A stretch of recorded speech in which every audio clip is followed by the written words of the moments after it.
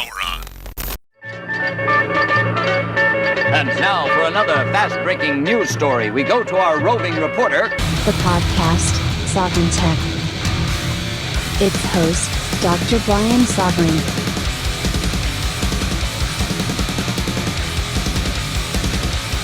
The tech giants tried to stop Sovryn Tech.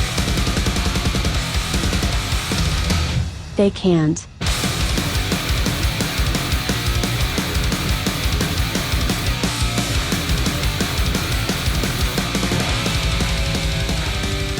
The man of tomorrow is here for another little what we call Sovryn Tech Supplemental, something we're doing in the meantime until we get into those big numbers, baby, of Sovryn Tech episodes. And I am not alone. The Golden Stallion, the man of tomorrow, Savzu, the rated R radio star, is being joined by none other. Mrs. Sovryn! Yes, absolutely, Mrs. Sovryn. Ellen Sovryn here. Boy, we've got a great show lined up. I can't believe I'm back again already. I know. I told you. I said, we'll have you back for other things. And here we are. Actually, not long after recording. Well, we did in fact, this is kind of fitting, or will be fitting based on some content that we're going to, or based on some stories that we're going to cover in this episode. And I think people are going to find there's going to be a bit of a running theme in this episode.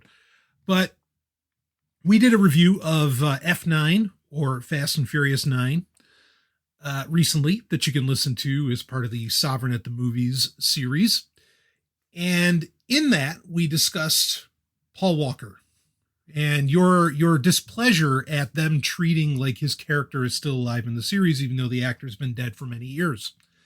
Yeah, it's an unresolved issue. Yeah, we're going to get into more of that subject. And I'm tempted. I'm not saying I'm going to do it for sure, but I'm tempted, and I shouldn't even say this because then if I don't do it, people are going to be like, well, wait, why didn't you do that? I'm tempted to go back, and I covered the subject of like holographic actors, and using actors, after they've died, on Sovryn Tech years ago, probably in like 2018, 2017, around there. And I'm tempted to tack that onto this episode just to give a little extra value, but really, we don't even need it. I might do it, but we don't even need it because we've got you here. Right. So yeah. And Problem you're all solved. Exactly. You are all the action and brilliance that anyone could want on a podcast or a show of any kind, really. Oh, I'm flattered. What? It's the truth. Really, people have, we just kind of, when we did the Fast 9 review, we just kind of run and gunned, we just opened it up and started talking, more or less. What's going on for you? Like you said, you haven't been on in some months. How's life? You graduated, right, in December? Right, yeah. I graduated with my chemical engineering degree. Yep. With a bioengineering option. So that's, major milestone in my life. Absolutely. And since then, I played a lot of video games. You did blow through Breath of the Wild. Breath of the Wild, right? Yeah. In 3 months. Yeah. If you can call that blowing through. The other day we completed the whole Battle Tanks game in one day. Oh, what I'd love to add on a review of that, but I'm sure that'll come up at some point. That was amazing. Battle Tanks Global Assault. Nuts. For the N64. So, which I need to do a review of that because we played that on the EverDrive 64, which is just that's the way to do the N64. Fuck playing it on your PC or anything. Yeah, having that cartridge that can play ROMs and do so much more, and having the original hardware, man, it's so much easier. Well, that's the big thing, right? You don't have to mess around with all those settings on your emulators. Oh, yeah, because with the N64, it's a pain in the ass. You have 5 different engines that you can run. Some games run better on others.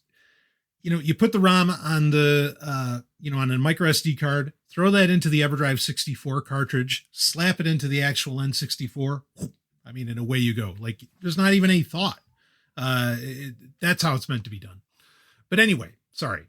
Please continue. Yeah, so life's been a lot more fun in some ways now that I'm out of college, But you're working.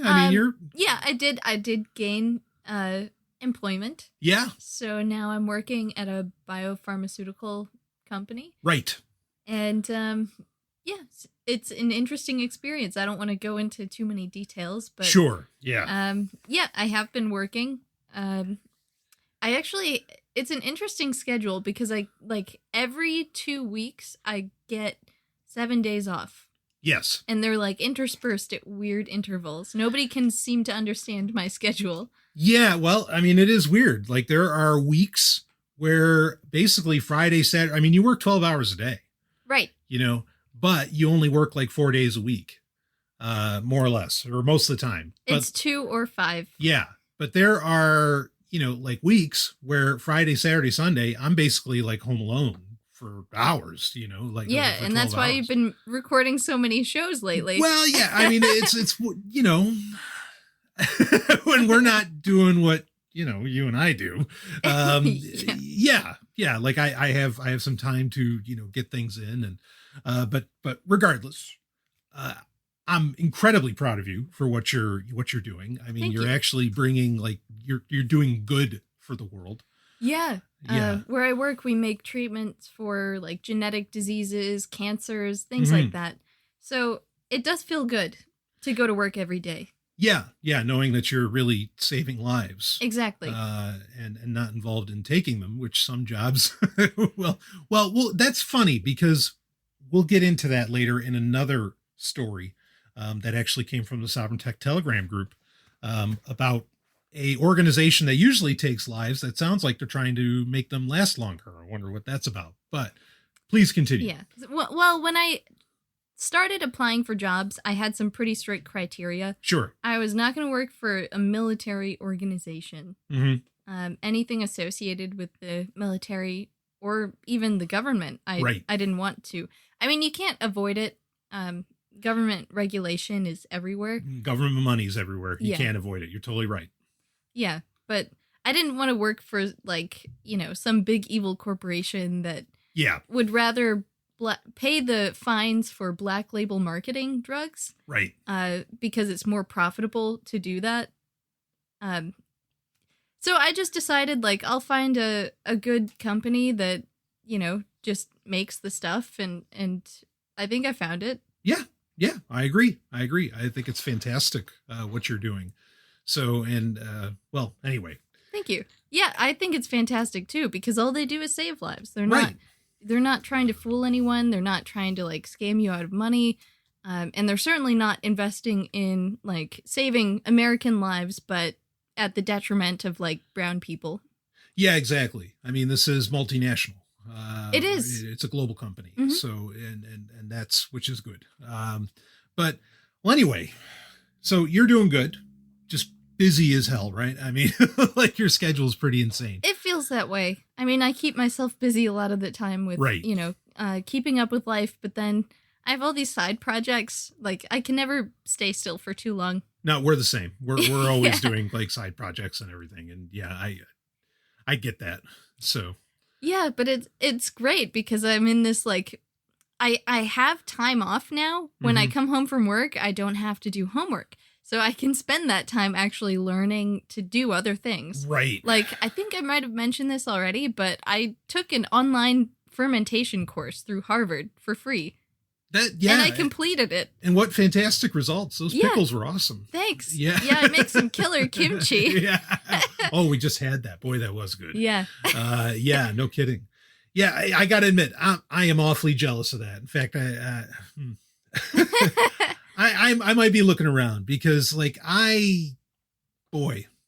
your job doesn't let you shut your brain off. No. And it's at home. Like I work remote. I've worked remotely for years and like, there's no door to close on it. There is no door to close on it. And this is a reckoning that society has to come to, because I am one of the most like I can, get through it, fight through any trench. Like this kind of schedule, or not just schedule. It's not necessarily a schedule, right? It's a non-schedule. That's a great way of putting that. It's a non-schedule. And it's because you cannot close the door on it. And because it's like performance based, it's not like X, you do X and Y and you'll get Z, right? It's not that. This and so much of work like that is like that today, that it drives you nuts. Because even if I could say, well, I could just turn off all my computers, turn off all my phones, and no one can get in touch with me. But then you're still like thinking, well, gee, I hope what I just did, worked.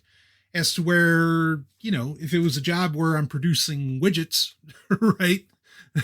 Okay, here comes the widget and you're done, and that's great. But like, this is a real reckoning because that we've got to come to. Anyway, I don't want to get lost on all of that because it drives me nuts. Talking about it just frankly makes it worse. So the reckoning is that people are starting to live lives where they work nonstop, essentially. Yeah, and part of the reason they work nonstop too is part of it speaks to this global nature in that, like what makes it worse is that a lot of clients are all over the world. I don't have a problem with people living anywhere else in the world. I don't have a problem with other territories, regions, and the people in them. That's not the issue.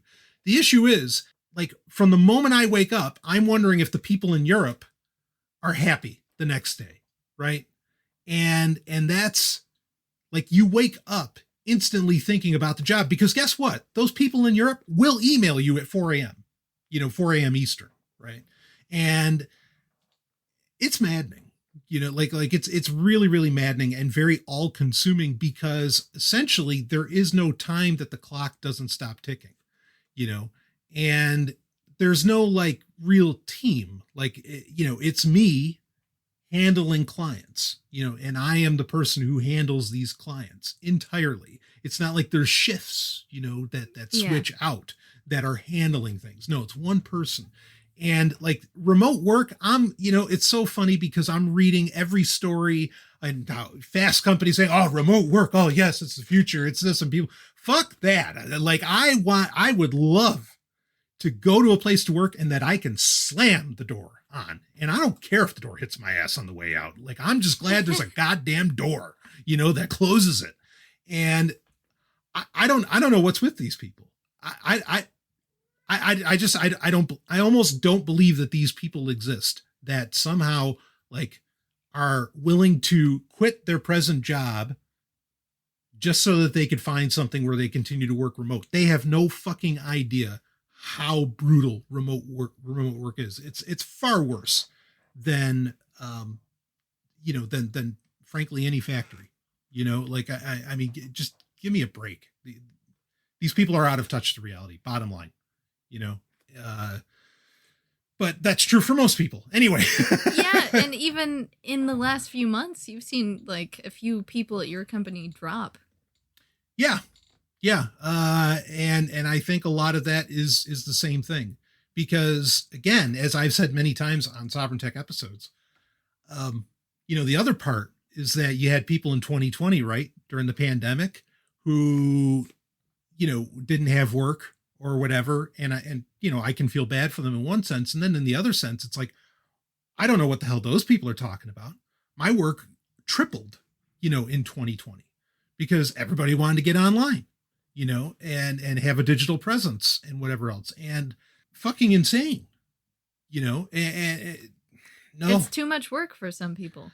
They don't realize it. Yeah. Going in. Yeah. So I think there are people who, either A, learned to be grateful for the job that they had, right? Or B, got just pushed way too far, because they were basically making up for the slack of the rest of the economy being out of commission, right? Because everything went remote and online. And so anybody that was in the business of making sure things remote and online worked got fucked hard.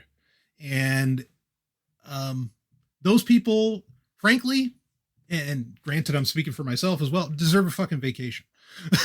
Like, because 2020 killed us, and yeah. And you're ready. I could go on and on. Yeah. But I mean, at the same time, right, you got to make money in the world to live. And so, but yeah, I'm considering other employ, I'll admit to that. Because fucking A, was it so nuts? I mean, people are like, oh, where's this Sovereign Tech? Where's this episode? Where's this? And it's like, guys, gals, Z's, you got to understand, like how the world's been working lately. And there's those of us who are just dying for distraction. And then there's those of us who are dying from like our workloads turning into, madness, throughout 2020. And it kind of hasn't stopped. So anyway, that's that. I didn't know I'd be getting into this diatribe, but I did it. So that's how your year's been going. Yeah, I guess for an update on me, that's how it's been going. Is that it's just been absolutely nonstop. So anyway, but I'm gonna figure this out. So even though it's been so crazy, have you had any time to listen to audiobooks? I still have, that's the fortunate thing, right? So not as many as I'd like. So I know you've had time to get in some books, as well.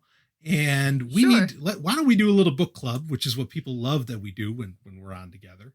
Oh, wow. I love it too. Well, right. Yeah. So I think we should get into this. I'm only going to have one pick, but one of your picks is a book that I've read as well. So we'll call it even. But anyway, I guess, should I start off? Yeah, you go All for right, it. I'll start off. So the book that I'm reviewing, or that I had read recently, and I was really excited for this one. And actually, here's someone else who really, I know, understands like a crazy schedule. And that is J. Michael Straczynski. Of course, the creator of Babylon 5, personal hero of mine, just one of those real integrity guys out there who, as much as we complain, you and I, Ellen, as much as we complain about modern entertainment and cinema and everything, and that it doesn't say anything, Straczynski is one of the guys that still makes sure that the media that he puts out there says something, and has a point and a purpose. So he actually released a couple books in June, or wait, one came out in May, and then I think the other came out in June. I did not read the one in June, which is a novel. I'll get to it. It's not science fiction. So it's not my usual brand, but that's fine. But the book that he wrote in May was Becoming a Writer, Staying a Writer. And this sounds exactly what it sounds like, or it is exactly what it sounds like, where it's a book about what's it like being a writer and how to keep in the game, and it didn't have like a bunch of rules on grammar and everything. And he makes that really clear up front. But I really liked this book. And he was basically, from a lot of different, he was talking about if you're a writer for video games, if you're a script writer, if you're a novel writer, a short story writer, like all different types of writers, he had really good generalized kind of tips of how to survive as a writer, how to deal, like be in relationships with a writer, like all these different aspects that I thought were really, really cool. Straczynski's written books, and I mean like almost 30 years ago, about, like he wrote a book about script writing, if I remember. But this was a book that was very inspiring because he also got into a lot of the kind of the rebellious act that writing is. And I thought that was very inspirational, which inspiration is maybe the number one thing I think that any writer needs, to make it happen, is he needs that energy and inspiration to keep her, going. So I thought it was a brilliant, little book. And if anybody wants to be a writer, I think this is one of the important books to read. Again, it's not going to teach you grammar. It's not going to teach you all that, but it's going to teach you the attitude of a writer, which I don't know, other than like, Harlan Ellison giving some diatribe on the matter. I don't know any book that really does that really focuses on that aspect of like basically how to survive mentally as a writer. So I thought it was great. Maybe like an interesting tip in it, or I thought the more interesting parts had to do with, because I've been in this stage Like, I'm not really at the stage now where I need to be alone to write. I don't need to be alone to write. But he talks about how, a writer, like, you're going to have to get used to the fact that there might be hours in the day where the person has to just lock themselves in a room and write. And that's the only way that they can do it. That's the only way that they can, put, words to paper, as it were.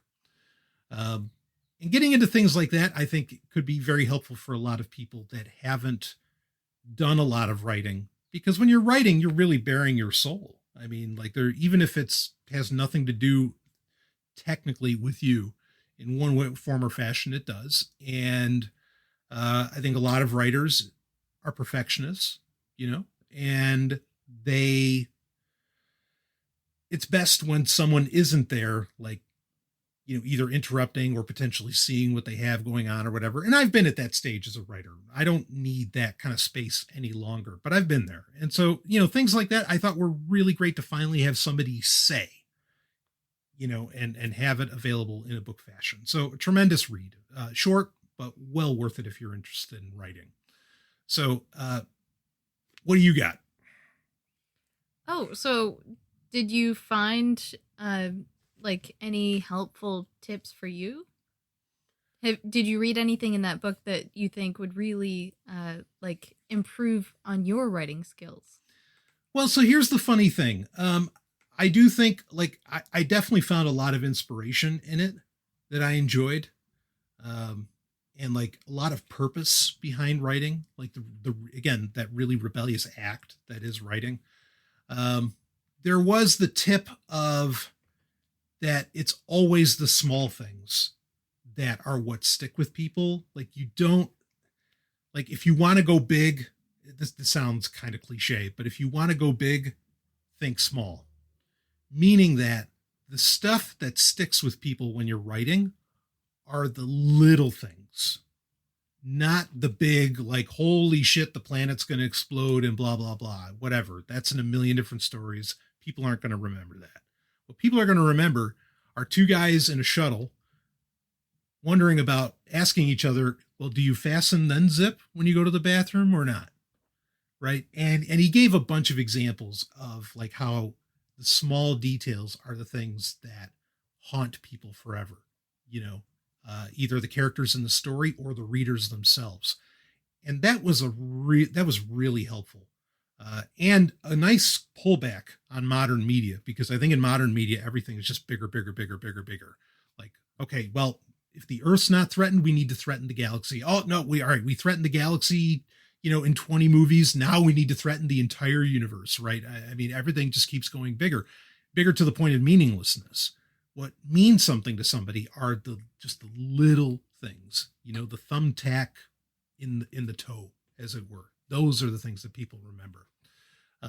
Or the little things that just, again, that haunt you forever. So that was really helpful for me. But frankly, a lot of it sounded like Harlan. And like Joe Straczynski, I also had the honor of being a friend with Harlan. So a lot of that stuff, like, I've already heard, So for me, like, there were a lot of things that weren't as helpful, but I recognize where they were helpful for me at one point. And I think that for a lot of people that maybe have never heard this stuff, it'd be life-changing. So So you would recommend this book? Yeah, absolutely. It's one of those books that I have, like, a list of books, especially in the Audible app, that I always keep downloaded. This is one of those. And it takes a lot to be put in that number. So, yeah. So is this a book for anyone or just anyone looking to write?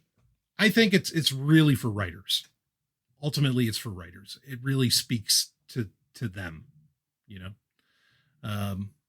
I don't think it's like if you want life lessons, Straczynski also has his autobiography, which is brilliant, Becoming Superman. That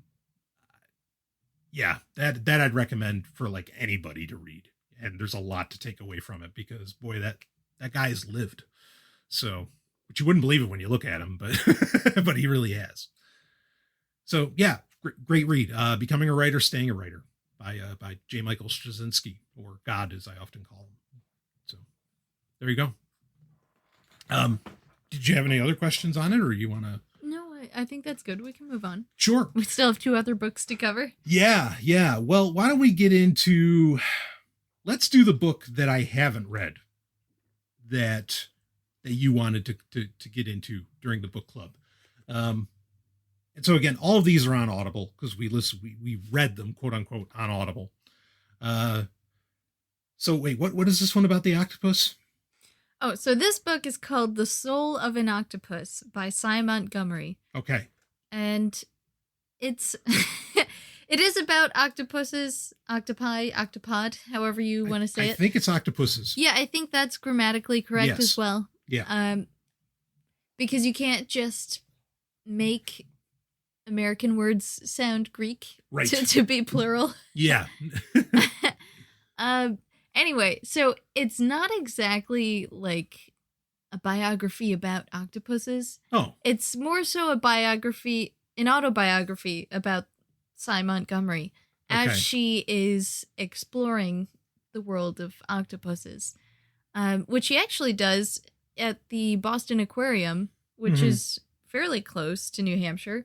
At some point, she's talking about scuba diving here in New Hampshire. So I thought that was pretty interesting. Like, this is somebody that we could have potentially run into at any point over the last few years. Absolutely. But it's really fascinating because she basically wrote this book as a sort of love letter to octopuses. And I think the title is really fitting because she spends a lot of time just trying to understand these seemingly alien organisms. And they really do seem alien. You know, they have 8 tentacles. They've got hundreds of suckers on each one of these tentacles. Each sucker is as powerful enough to lift 20 pounds on its own. That's amazing. Right. I mean, and let's be clear, there are plenty of quote unquote experts out there who would love to claim that cephalopods are alien, but anyway, are literal aliens, but continue. Right. Yeah, they're just freaky. Like, they can squeeze through any weird hole that's, as big as their beak. Yeah, she just goes to the aquarium and gets to know all these octopuses. There's a series of them. They don't live very long, unfortunately. I mean, the octopuses that she was studying, they only live to be a few years old. But what I really loved about this book was that she wrote in such a way that made it easy to empathize with octopuses and to really get a better understanding of what it would be like to live as one of them. They seem to become attached to people. They make friends with other creatures that might be different species in their tank. Their whole sensory system is different than ours. Like, they can taste through their skin. They can sense all sorts of molecules. Like, they can tell if you're stressed or if you're on a different medication.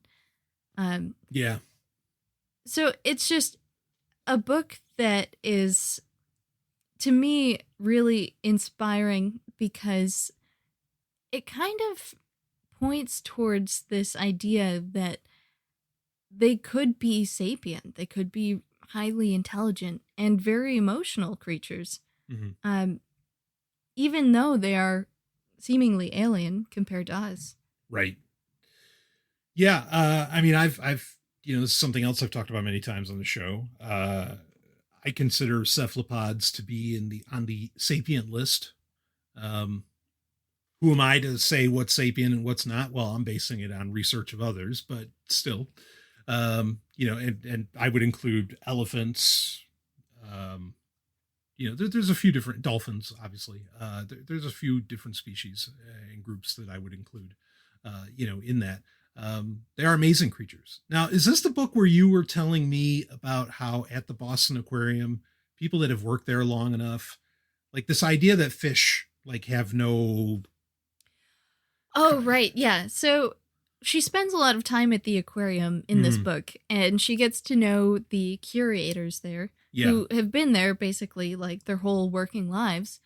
And another thing that's really fascinating is that you get to find out about, their job there. Right. And obviously they spend all day, every day around fish, and they can tell the difference between fish's moods, fish's personalities. They all Right. have individual names.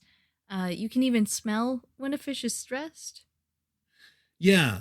Yeah, just interesting little changes in their biology that you can really pick up on if you spend enough time with them. And that's another cool thing, is that it kind of points towards, the fish having emotions and fish having personalities. Right. Which is pretty I mean, that's not popular opinion. I think in science, and not just in science, but in other avenues, a lot of people basically see fish as like, well, they don't feel pain, they really don't feel anything, and they're And just, you know what? I think a lot of that is just based on the fact that fish don't make facial expressions. yeah, sure, right. They have those big dead fish eyes. And we don't really hear sounds, not No. really, from them. So They don't really have many ways of expressing emotion, except for the way that they move around. yeah, I mean, well, here, like even so, I'm Jewish, was raised, in pretty Orthodox Judaism. And in Judaism, like fish isn't even considered meat. I mean, literally, it's not considered meat. I mean, there's still like kashrut law that covers some aspects of fish, which, by the way, It's not just in Judaism, though. No, it's right. in every other diet. I mean, pescatarianism is officially recognized as a form of vegetarianism. exactly, right. And even if it is, boy, don't touch the catfish. Yeah. That shit's disgusting. No, the Jews were right about that one. Yeah, that's fucking gross. Anyway, No, scaleless fish. oh, bottom feeders. Anyway, I could give up on most shellfish, but shrimp are still pretty tasty. they are those sea bugs are pretty good. Well, anyway, but there's that underlying, concept that's thousands of years old that like fish aren't even, I mean, when you're saying fish aren't meat, you're basically saying they're not even animals. Right. I mean, in a very real way, or in a very real sense. They're a very different kind of animal. Yeah. Yeah. But like, I don't even feel like insects get that bad of a rub, or get that bad of a deal. Well, nobody thinks of insects as meat either. Yeah. I suppose it depends on what part of the world you are, but you could say the same thing for fish. So in any case, that is a fascinating notion, that when you spend enough time around these creatures, that, well, actually there's a lot going on there, that most people don't really think about. In fact, it was interesting. So I want to bring this up quick. So we watched Chain of Command recently, which Chain of Command is season 6 2-parter for Star Trek The Next Generation, where Picard gets captured by the Cardassians. It's a classic, right? And they did a special Blu-ray release of this, where where they made it into a single movie instead of it being a 2-parter. Did you like it? You've Yeah. seen it before. Did you think the movie version fit better? Yeah, you know what? I couldn't even tell that it was 2 separate episodes. It Right. flowed so well that it just seemed like one large feature. Yeah, the edit really worked. And I think actually, I'll tell you, like if that was a movie, I think it'd be the best Next Generation movie ever made. Wow. Probably. All good things might top it, but anyway, but that's another conversation for another time that I know you'd love to have. Anyway, so I was actually listening to the commentary on it, where they had Ronnie Cox, who plays Captain Jellicoe. A lot of people know Ronnie Cox as Dick Jones from RoboCop, and he was in Total Recall, a bunch of other films, Deliverance. Anyway, so Ronnie Cox was talking, and he said that in everybody kind of remembers the lionfish that's in Picard's ready room. Okay, in fact, that lionfish had a name. It was Lexington. In Chain of Command, there's a point where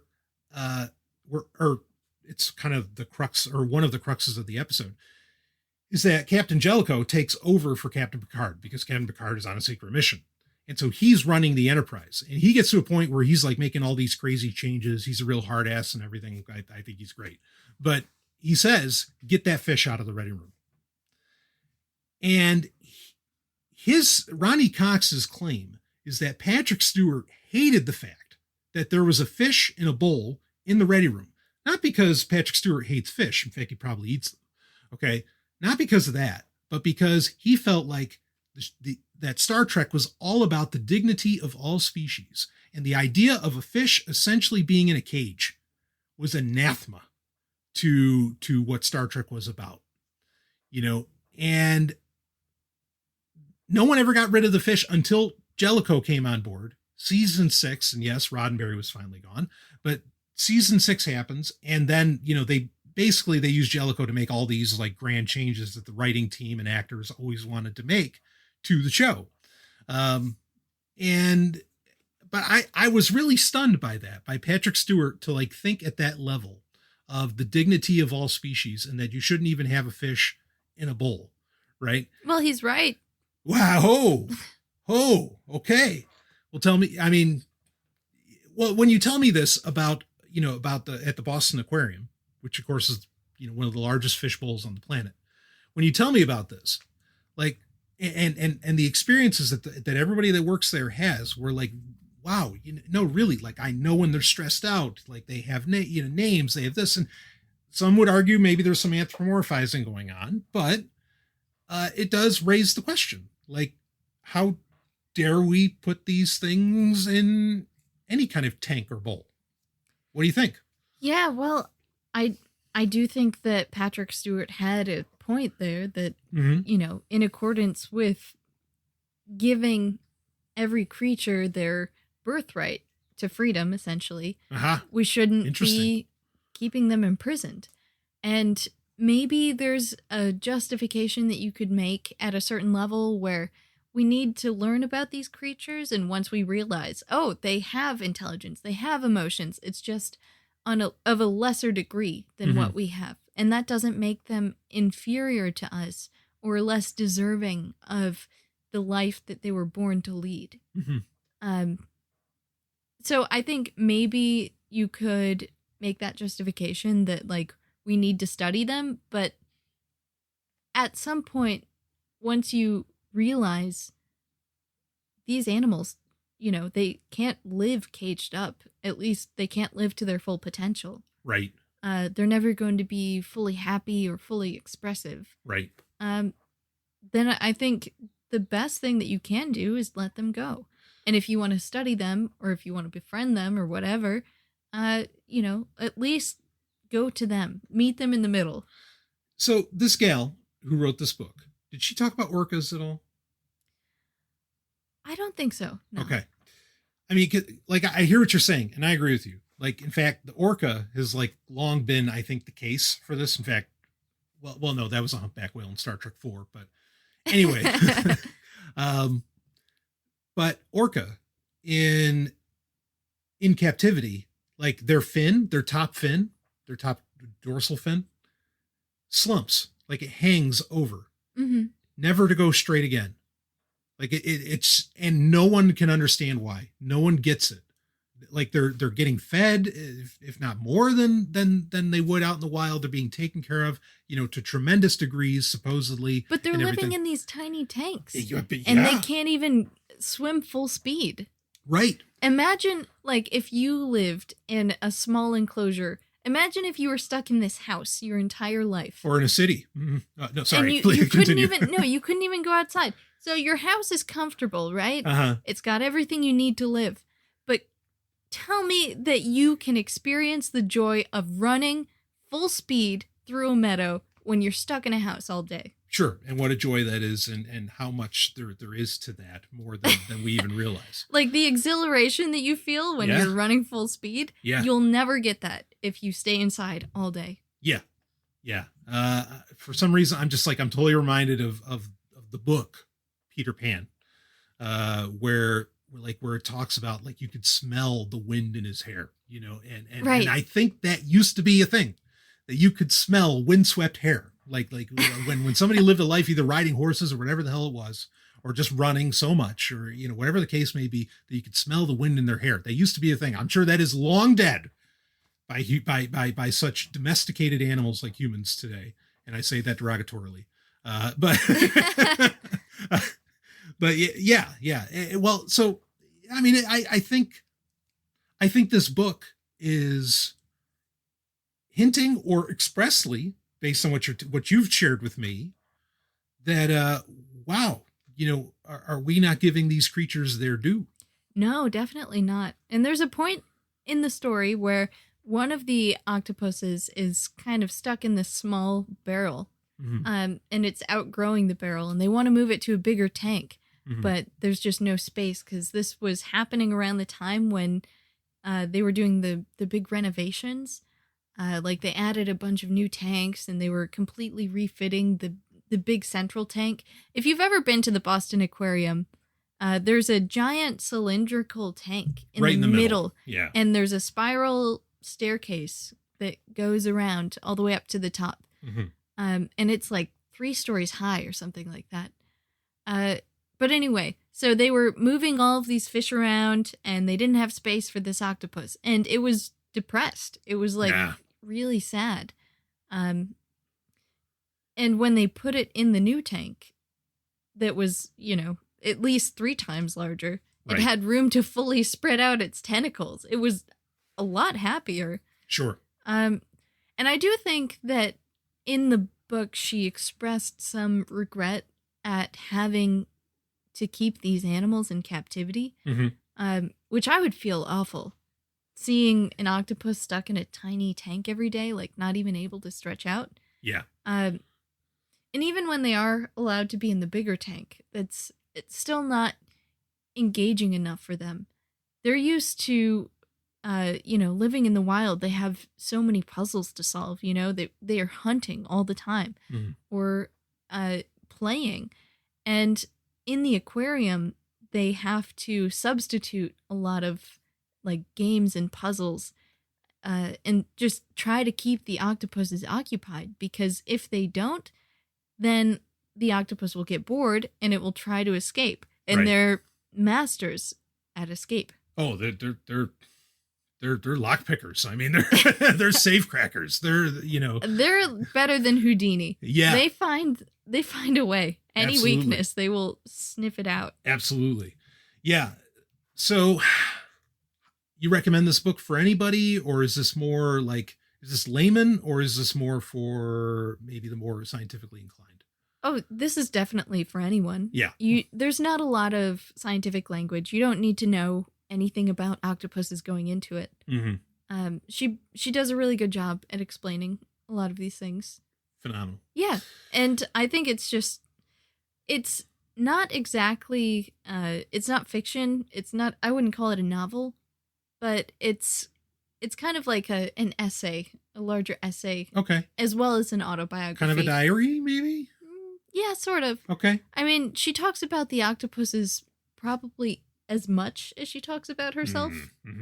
So, yeah, it's a good story to listen to, and it certainly helped me to have more understanding and empathy for sea creatures.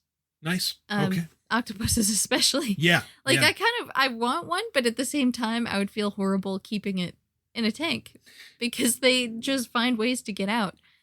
Yeah, no, I'm totally on team cephalopod. I mean, even when I was a meat eater, like on the paleo diet or whatever, anytime we were ordering, like at a an Asian restaurant, like what do you call it? Not sushi, but when they bring out like the plate of just the fish. Sashimi? Yeah, thank you. Sashimi. There you go. I'd always tell it, like, I don't want any of the octopus. I'm just not. I know it's already cut up and back there, but I'm just not interested. Don't contribute to that. Yeah, not at all. So, I mean, people draw their lines where, and where their tolerances are. But anyway, that sounds like a fantastic read, and I hope to get to it someday myself. One that we did both get to, though, unless, did you have anything else on that one? No. Okay. No, we can move on. Sure. So one that I did get to, and we actually talked about previously, but you got around to reading it, and I think it's still fairly timely to discuss. Actually, I think it's always timely because it's just a matter of fucking time before, the next pandemic of any kind. Oh boy. Yeah. Here we go. Yeah. So the book is How to Survive a Pandemic by Dr. Michael Greger. Actually, I should say by Michael Greger, MD. The whole doctor thing, I know in PR, you want to give the title as an MD or PhD. You don't want to use doctor because anybody can basically claim to be a doctor. Yeah, you can. Well, I actually went through a process here, Oh, yeah. It says it right there on the wall. Doctor of Divinity. So you must have gone to school for like 8 years to get that, right? Oh, yeah. Right? Yeah, right? Yeah. Well, I mean, in God's eyes, a minute is a year. And so, so maybe it was 8 minutes. I don't know. There is no God. Except Michael Straczynski. Except for J. Michael Straczynski, exactly, as I said earlier. So, okay. So Michael Greger, MD, big fan of this guy. I love this guy. Every one of his books I recommend. In fact, at some point, you read, I got you a copy of, what is it, Carbophobia? Carbophobia. You were telling me about this in a recent trip that we had. We'll just leave it at that. And boy, this sounds like a dynamite read, Carbophobia, but we'll save that one for another time. So, but how to survive? But I mean, in case you can't tell by the title, it's ripping apart the low carb diet, Carbophobia. So yeah, that's why I love it. Yeah, I mean, and it's brutal. But anyway, we will talk about that book at a future date. So, How to Survive a Pandemic. Your thoughts on this? So this book really opened my eyes to the history of pandemics. And I know that, any time that people are exposed to a new population, there's the possibility of a pandemic breaking out. Right. Which, for the past, thousands of years, has been pretty rare. Mm-hmm. They do happen, of course, and they do their thing. They sweep through the population. A certain percentage of people die, but then everyone else has the immunity. Right. But it's only been over the last 100 years that we've seen the rise of influenza, of hundreds of types of influenza. Right. And I was shocked by that. Like, before 1900, basically nobody got influenza. It came to humans through the farming of birds, of like ducks, geese, chickens. Yeah. Chickens came a little later. Yeah. But yeah, essentially, like, when people started packing birds into like giant sheds and growing them for food specifically, that's when all these pandemics started breaking out. And influenza is a really interesting one because apparently it survives as a harmless virus in the duck population, in the wild duck population. And ducks carry it around. Ducks that are infected, you can't tell the difference between a duck that doesn't have it and a duck that does. Right. Because it doesn't harm them. But when ducks are flying through the air and they, poop on another bird or whatever, that's when, chicken populations or geese populations or pigeons or whatever, they can transmit the influenza virus to our food supply. And that's when it becomes a problem, because if a wild bird has this, the rates of transmission in the wild are really, really low. Like basically like 1 or 2%. Right. Compared to when you shove a bunch of birds into a hen house, the less space that they have for breathing fresh air or for pooping and not getting it on another bird, like the chances of infecting the entire flock increase dramatically. Right. And that is what has brought about all these modern diseases, is modern farming methods. Yeah. Shoving animals closer and closer together. And not only that, but like feeding them the remains of other animals. Yeah. It's really twisted. A dose of globalization doesn't help either. No, because now you can transport entire flocks of birds Mm-hmm. or already carved up animals, Mm-hmm. like not only across the states, but over the ocean. Right. In places like China, where it's traditionally accepted to eat all sorts of weird animals, including bats, Yep. are especially problematic. Mm-hmm. Because in places where it's traditionally acceptable to eat all sorts of animals, you have, wet markets where all of these animals are stacked on top of each other. So, like, all of their poop and respiratory droplets is intermingling. So it's no wonder that, like, new varieties of influenza or any other virus are arising every single year. Sure. Yeah. I mean, in this, after reading this book, and I know I've kind of term dropped, I'll say that, this concept of the chicken Holocaust many times, because like Dr. Greger basically, espouses this, saying, okay, it's time to kill however many millions of chickens. And he's only talking about chickens that are like in the farms. Yeah, and it's not just that. I mean, he also espouses just getting rid of modern farming methods altogether. Yeah. That would be the safest thing for humans. Right. No more factory farming. Get all those animals out into fields where they can breathe fresh air, where when they poop, there's no other animals there to ingest it. As gross as that sounds. Yeah. It happens all the time. Yeah. I mean, definitely. Have you ever heard, have you met Joel Salatin? I have, yeah. Yeah, me too. Yeah. I met him at Porkfest. Yep. Yeah. I think might have been Liberty Forum for me, but I've also met him at Porkfest. And yeah, I mean, just the way that guy talks about, like, here's how you do a complete ecosystem, of farming with biodiversity and everything. And basically letting it happen automatically via nature and the animals themselves. Man, it's the most beautiful fucking thing. It is. It's really inspiring. Yeah. Yeah. He's dynamite in what he recommends and suggests. Like combine him and Dr. Greger, and boy, I think you've got a hell of a recipe for success. Yeah. Well, Dr. Greger would recommend don't eat any red meat or chickens for that matter. Yeah. So it's fair to bring up that Dr. Greger is big on the plant-based diet. I like to caveat that with, because I have read all of his books. I know you have too, Ellen. He's big on like 80-20, basically saying it's like, okay, if you're not going to wipe out meat completely, like at least just help cut it down, Yeah. Like, I don't expect you to have a perfect diet all the time, but understand, like the benefits of making your diet more plant-based, and the benefits of less meat, which I think that's the way to go. Don't just like tell people, oh, you bastard or whatever, for eating this. Yeah, no. Like explain the benefits of not eating it and benefits of adding other things in. Right. That's a great point to bring up too, is just increasing the amount of plant matter in your diet. Yeah.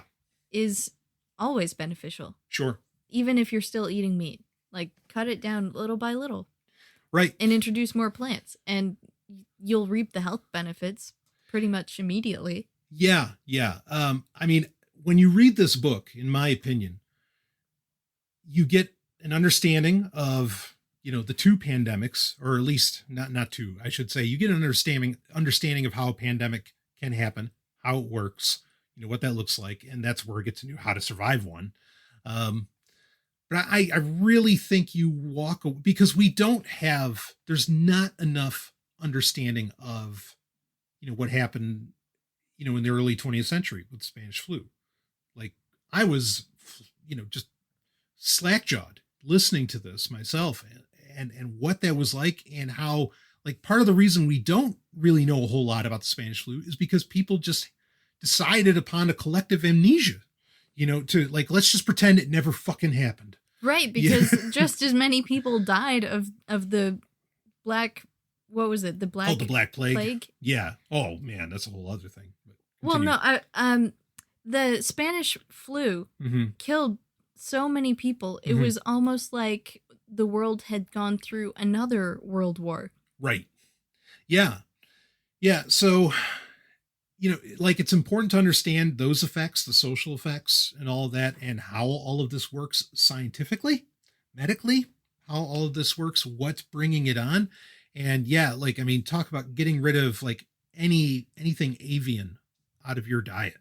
Yeah. Holy shit. Well, like, because when these pandemics break out, like in China mhm. or in the US, which this isn't the first time that this has happened. This has Right. happened multiple times, even over the past decade. Yeah. And governments have cracked down and told people to kill off their chicken flock or kill off their duck flocks. Mhm. Like, this isn't new. It's just, I don't think people realize how close we have come to outbreaks Right. of another pandemic. Right. Yeah. And that's exactly, you're getting exactly what I wanted to get at, is that like people are thinking that, COVID-19 was, oh, wow, this like, earth shattering, this has never happened before, yada, yada, yada. And it's like, you don't get it. Like, it's a miracle that like this hasn't happened every year, that this doesn't happen all the time, that this is like this. Yeah. And not only that, like, and this is a message. So I'm a big fan of Robin Cook's books, like Invasion, Cell, Coma, even Sphinx, which isn't a medical book, but he's known for like his medical thrillers. I love his books. And in his books, he's always hitting at this, that like, you don't get it. Wars are nothing. Wars are barely, a pockmark as far as a threat to humanity. The real threat is this possibility of pandemic at any given moment. And I mean, he was writing, like, he's so far ahead of the game on how these things could happen, maybe even did happen, and so on. Yeah, like if you are the kind of person who's like a survivalist about, well, how am I going to get past, economic collapse and the next world war or whatever, boy, read this book, because no, how do you survive this shit? How do you survive, this sort of thing? And I don't necessarily think that a little injection is the answer either. But anyway, continue. Yeah, not that I'm a huge fan of government action at all. No. But I think part of the reason that we haven't seen a pandemic like this in recent history is because of certain governments around the world telling local people, sorry, you've got to kill all of your flocks. Mm-hmm. And maybe the organic, like grass-fed, free range, whatever, like those aren't the problem. The small-scale stuff where chickens and ducks are able to roam around freely, that's not exactly the problem. That's not where pandemics break out. It's Right. these giant factory farms.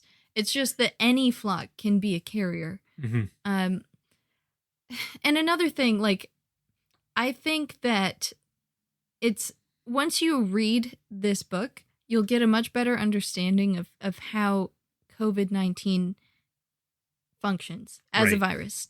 And this was written actually kind of early in the pandemic, so I'm Yes. sure new research has come out since then. Yeah, this came out like May 2020. Right. Yeah. But essentially, I think this throws a lot of water on the idea that it was a lab leak, that it was created in a laboratory. Mm-hmm.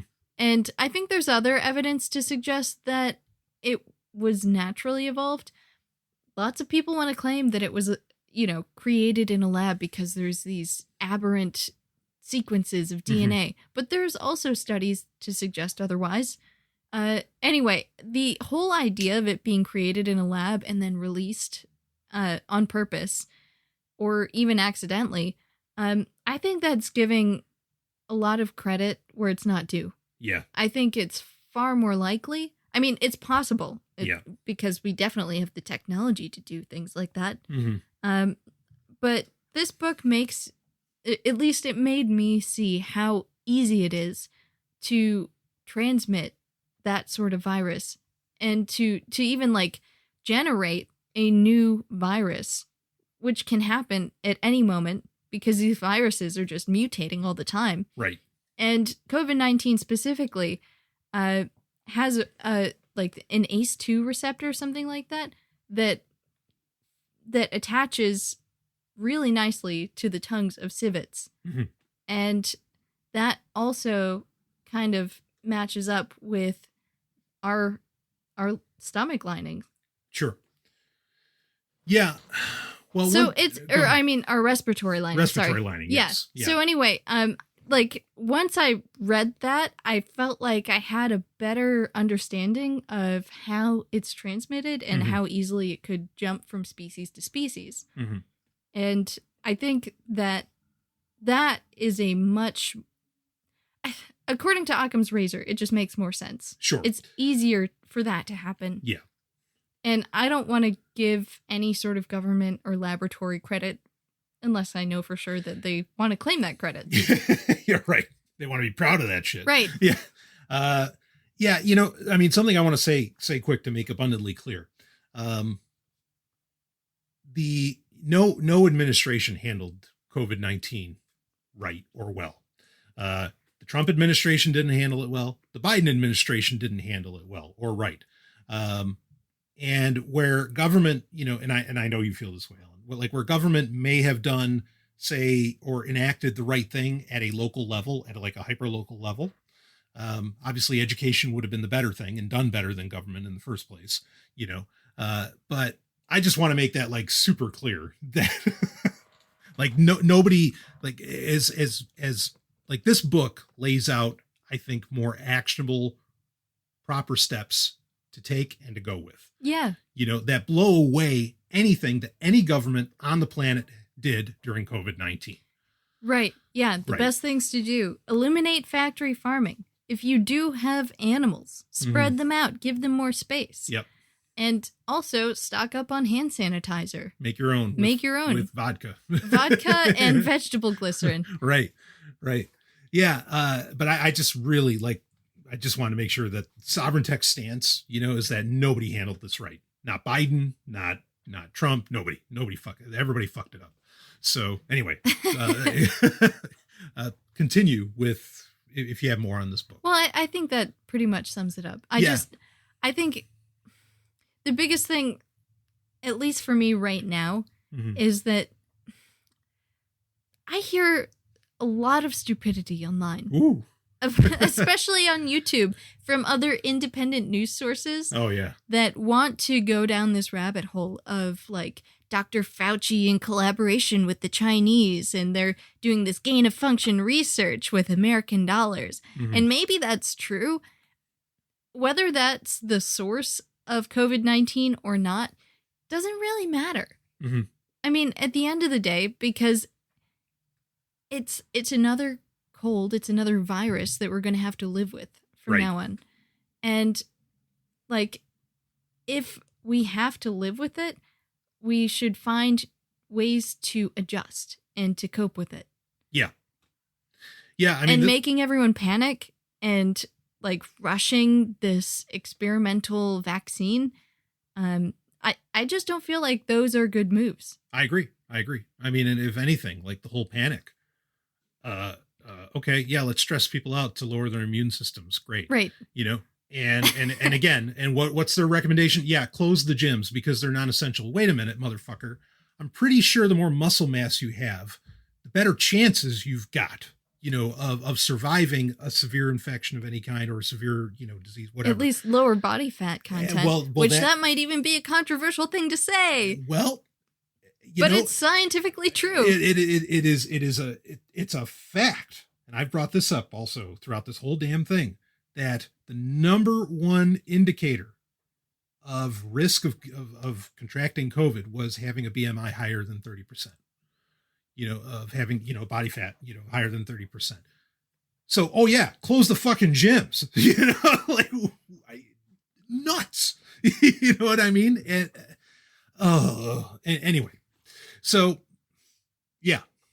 Here's this book. Here's steps you can take for next time. And it's a pretty good bet there's going to be a next time. Yeah, because nobody's shutting down factory farms. Nope. Nobody's stopping the trade of animals at wet markets. Right. Like, exactly. Those are the best things that we could do to slow the spread of new diseases or even the creation of new diseases. Yeah. And that's not happening. Right. But if the government did this, it would make things so much easier. But the government's not going to do that. Right. And I mean, you know, and just we could talk about the whole episode, but like just to add on to the fact. So, okay, but people are like, well, yeah, but people are going to starve if you shut these things down. Whoa, whoa, whoa, whoa, whoa. People are already starving. There's plenty of food on the planet right now to feed everybody multiple times over. Anybody in the food industry knows the issue is distribution. Okay, the problem is distribution. That's all there is to it. That's the problem. It's not that there isn't enough food. The problem is distribution. Here's the thing. Okay. Like, you can shut these, farms. Like, if your argument is that people are going to starve, no, the people are already starving. So you might as well just make sure they don't die from COVID or whatever avian, flu that comes around, and just shut these damn things down. You know what I mean? Like, you're not solving anything by keeping them open. You're actually creating a second, potentially even larger problem than hunger. By obesity. doing so. Yeah, right. Obesity, because the food's shit anyway. Cardiovascular disease. Right. Okay. Yeah, exactly. Heart disease, which is the number one killer. COVID hasn't beaten that one. Not even close. Heart attack, stroke, hypertension. The flu is worse than COVID. But anyway, yeah, right. So, you're not solving anything by saying, well, we got to keep these things open to feed people, because you're not feeding people anyway, because you haven't solved the real problem, which is distribution. So they can just go fuck themselves with their arguments as to why they don't want to take action against the source of the problem, or one of the sources of the problem. Yeah. And this is a whole other issue in itself, but Gregor writes about this too. And I think it's relevant to what we're talking about right now. But the meat industry makes so much money that they are able to lobby the government to such a degree that, like, the FDA includes meat in the food pyramid. And there's this propaganda that, like, you won't be healthy if you stop eating meat. Right. And that's not true. I mean, we're living proof. We've been... Sure. Well, I've been vegetarian for over a decade. Oh. You have been for the last few years. In my opinion, the greatest of all time, Bill Pearl, was a vegetarian. No, that man looked like a Greek god walking around, and I felt he might even still be alive. And if he is, he's got to be 100 something. Give me a break about that crap. That, like, oh, you've got to eat meat. My Hebrew ass. But, like, this is the reason that they're not going to shut down the factory farms, is because the government makes so much money off of it. Yeah. Yeah. No, you're totally right. Well, just too many people make too much money for anything to happen. Yes. So they make money off of it. But then, like a plant-based diet, you can grow in your backyard. Exactly. And they can't make money off of that. You've got power with that. Right. I mean, I don't know if people remember these things called victory gardens that sprung up in, like, World War II era. Sure. People had control over their sources of food. Yes. And it was like a victory, You don't need to get the government food stamps because you have your own food. Yeah. Yeah, absolutely. I mean, I've seen the memes go around, even, like, grandma survived the Great Depression, and because she grew her own shit and everything. It's like, because she had the skills. And it's like, yeah, exactly. But anyway, oh man, we could go forever. Right. Well, there's just so many issues that are addressed in this book. I think it's a great book, How to Survive a Pandemic, Dr. Michael Greger. Check it out. Yeah. No, my highest recommendation, as well as How Not to Die and How Not to Diet. Those are both also phenomenal books. And Carbophobia might just really, because look, and I was a part of it.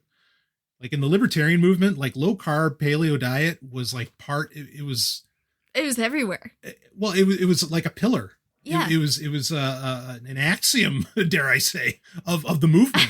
And like, if you drew a Venn diagram of libertarians and paleo, they would be pretty much overlapping. Yeah, no, it'd be right, like 2% on the edge. Yeah, I mean, I don't know, the blue and the red circle would just turn purple instantly. So, yeah, and it's a shocking book. So anyway, that one you can't find on Audible though. But yeah, so check out Dr. Greger's books. Anyway, I think we should take a break, and then we've got some stories to get into that are also all about longevity, ultimately, and perhaps about wiping out entire species. Whoa. The big 29, that's all I'm going to say for now. So we'll be right back with some more Sovereign Tech. Woo!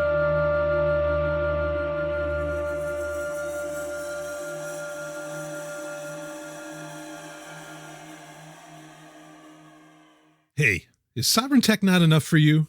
Well, let me tell you about something you'll never get enough of. No, I mean it.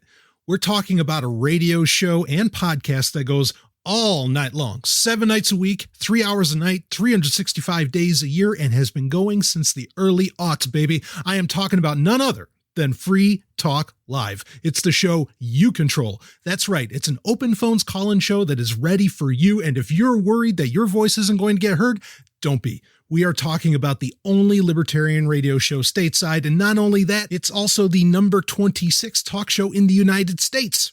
Start listening now and go ahead and hit that massive back catalog at freetalklive.com. The Golden Stallion guarantees a good time, and you might even find some episodes with me on them when you do.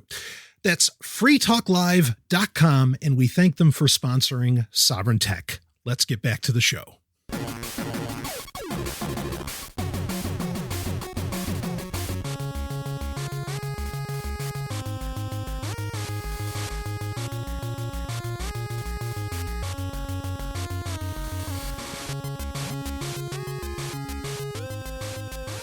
Woo, and we are back.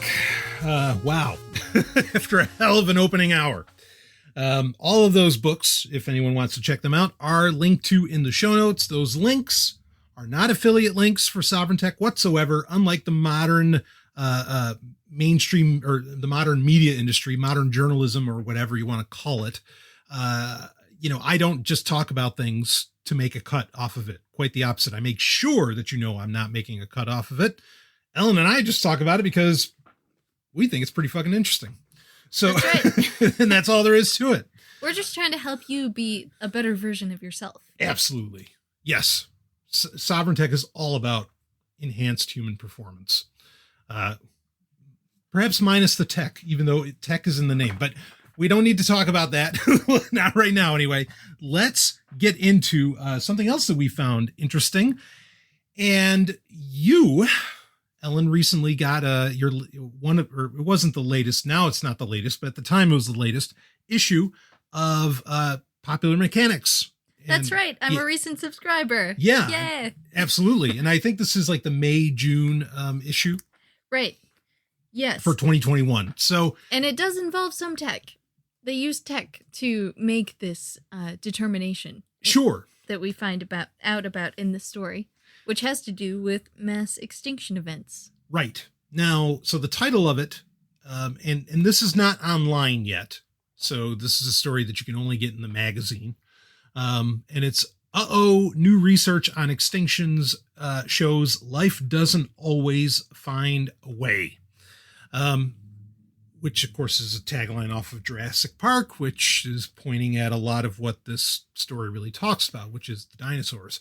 Life finds a way. Yeah, right. The immortal line by Jeff Goldblum. Yes, yeah, absolutely. Ian Malcolm there. So do you want to like read this, or do you want to talk about it? I think we should just talk about it. We can touch on the major points, but if anybody really wants to read the article, they can, either subscribe or wait till it shows up online.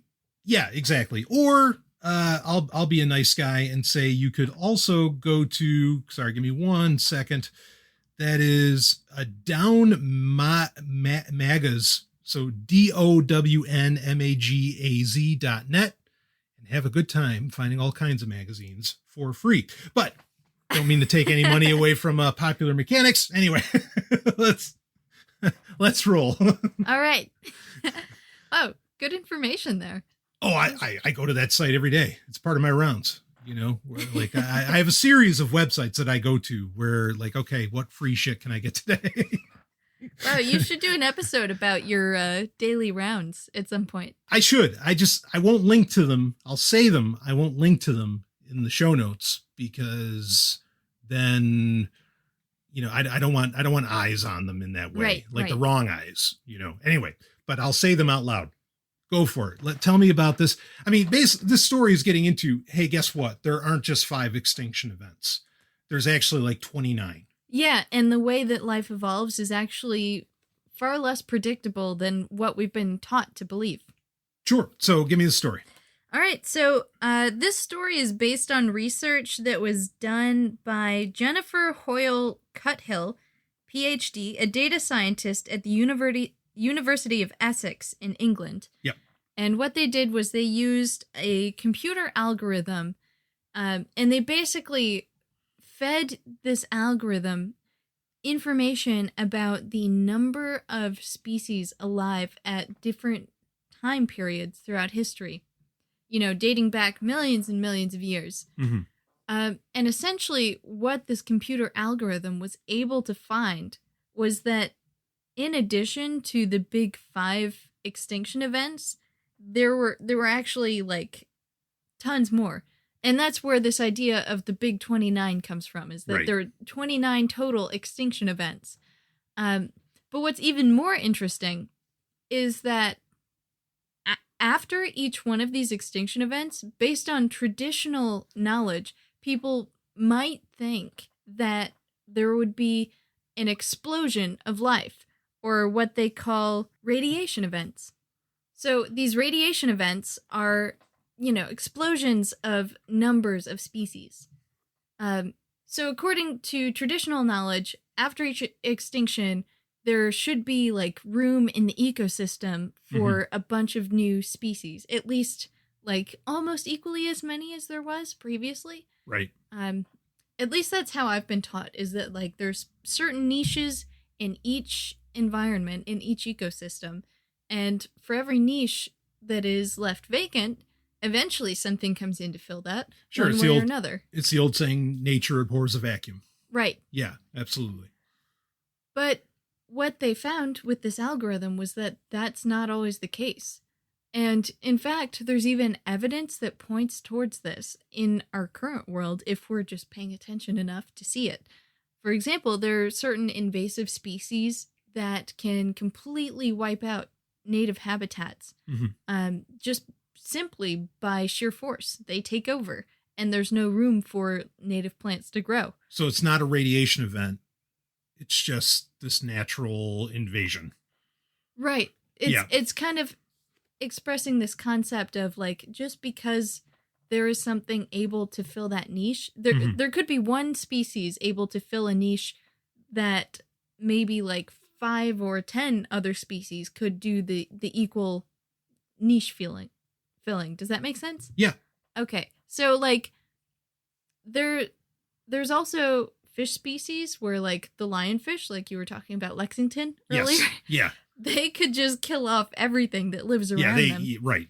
So they could fill like a niche of 10 other fish or 20. Yeah. They're taking up the environment.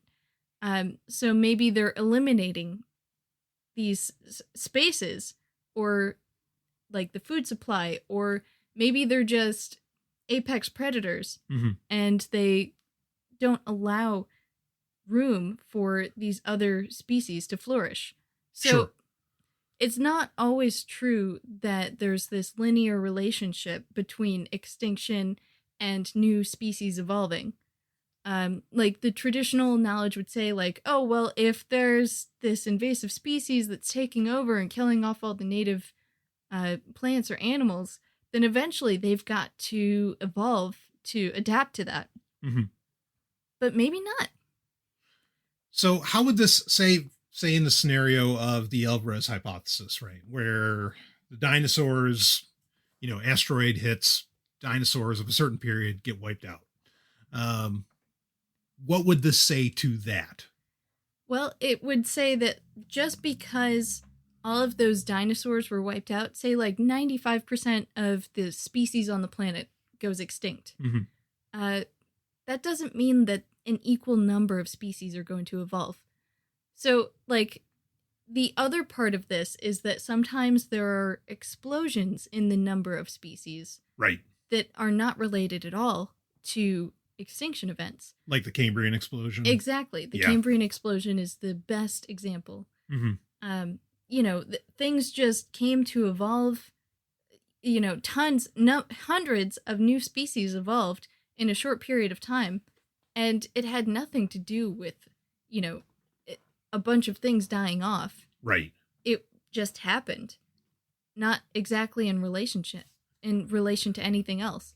So, would, say, Turok be an extinction event? like Native American appearing in the past with alien weaponry, wiping out raptors carrying chain guns. Like, I mean, would he be part of the Big 29? No, definitely. I mean, that's the only way to make it through the whole game is by killing off all the you have to wipe out all the dinosaurs. Velociraptors. Yeah, and all the Triceratops too.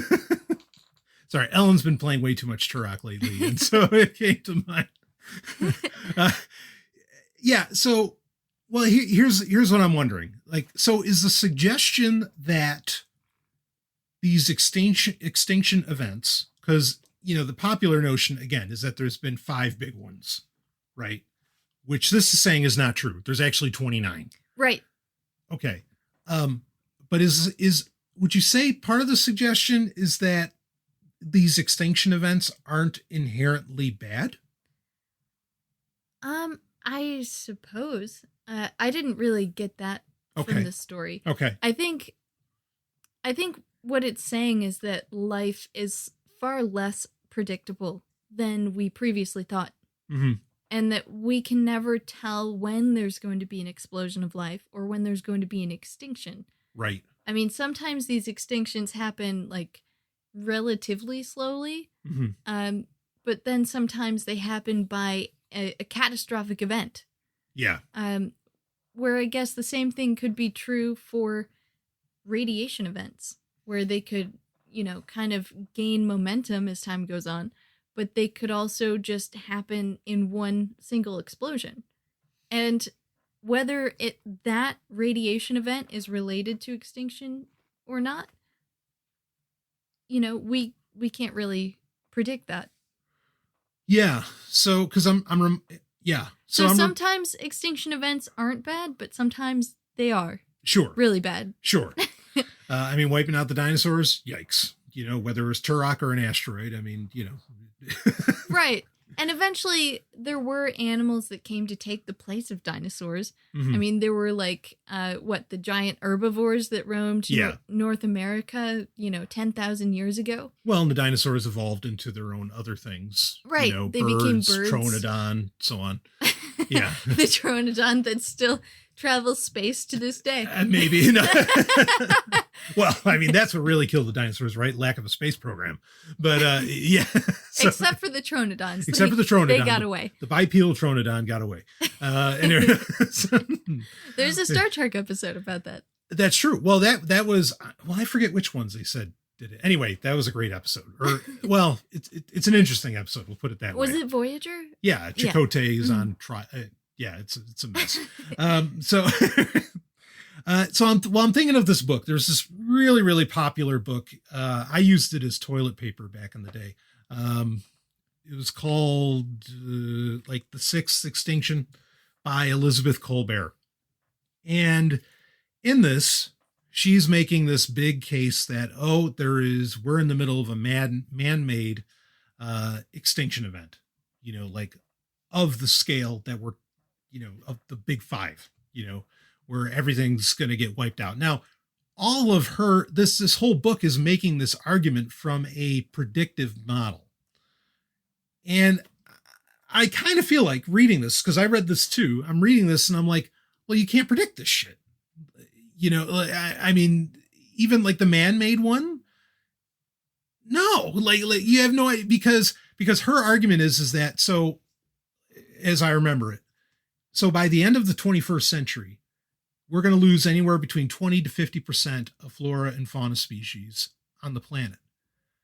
But this research is suggesting, oh, no, you have no fucking idea, like when there could be another explosion of life, to say nothing of an extinction. And so actually, by the end of the 21st century, even under present trajectory, as much as I would say civilization's present trajectory is horrible, and it is,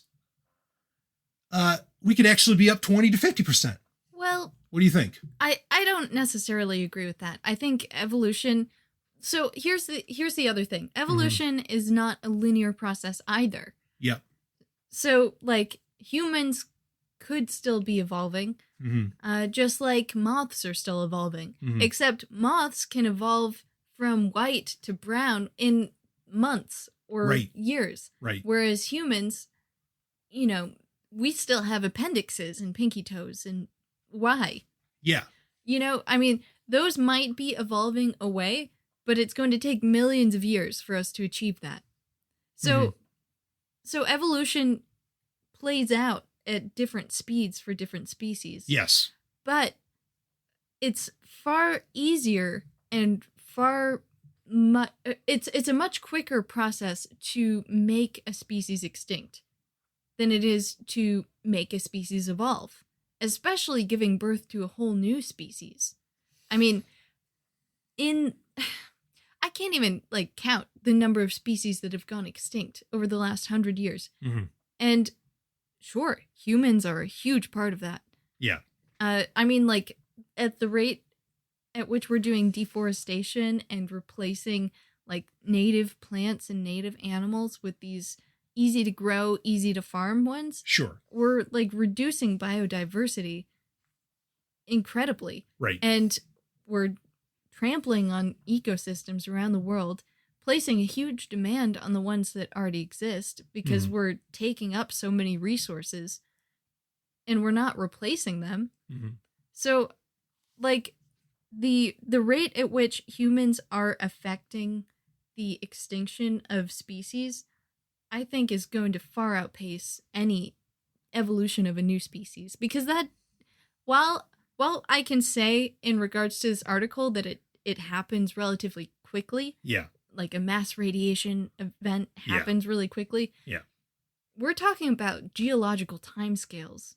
That's hundreds of thousands of years. Sure. We're talking about a big 29 inside of the Earth's 4 billion year history. Exactly. Yeah. Which isn't that many, in that many billion. Well, that's just on that timeline, the big 29 is, that's really spread out, Right. But yeah. Yeah. Yeah, because these happen, at least the big 5 extinction events, they happen 120 million years apart from each other. Right. That's a really long time. We can't even conceive how long that is. Yeah. Yeah. Look, because I'm really on board with scientists understanding because sure, a few hundred years ago, extinction events in the 1700s, nobody even thought extinction events happened. That wasn't even a thing. And now we're getting to understand it a little bit better. I feel like the takeaway for me from this, it's absolutely fascinating for one, but also this shit's all completely out of control. Yeah, and that's actually the point, I think, is that we have no control. We have no idea of how to even conceive of this. Right. And I think when I mentioned this article to you, you brought up something that we saw in a documentary, All Watched Over by Machines of Loving Grace. Yes. Yeah. Yeah. There was a study done in that documentary where, based on this hypothesis that there is a balance in every ecosystem. Right. And that for everything, for every plant and animal that a certain animal will eat, there's going to be an equal number of prey born to make up for the loss in the population, or there's going to be an equal number of plants that grow in the place of the one that was eaten. Yeah. And what they found over this, which they basically tracked animals and counted everything, took note of what species, how many, what this animal was eating over a period of months? Yes. And what they found after tracking the population of all of these different species was that there is no order. Yeah, there is no balance. Right, there is no balance. It's a chaotic rise and fall of population levels. Mm-hmm. Yeah. So I have a real problem with prediction models in general, which is also why I thought that 6th extinction book was just shit. Okay, yep, there's bad things happening, but for you to say somehow you have any fucking clue what's happening on that large of a scale, give me a break. But yeah, I think it is fair to say that humans are, causing or bringing into effect a lot of extinctions. Sure. And whether or not there's going to be animals to replace the ones that are going extinct, I mean, that's up for debate. I would say it's happening too quickly for anything to evolve into its place. But then again, I'm just now saying that we have no way of predicting. So Right. It's just out of control. Right. Yeah, there is no system to this. It's out of control.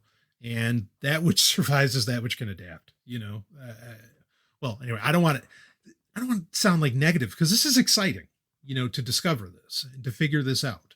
And because like now you have a new trail throughout the history of Earth, to follow, and to pay attention to, but it overall just leads to a greater understanding of these extinction events occur.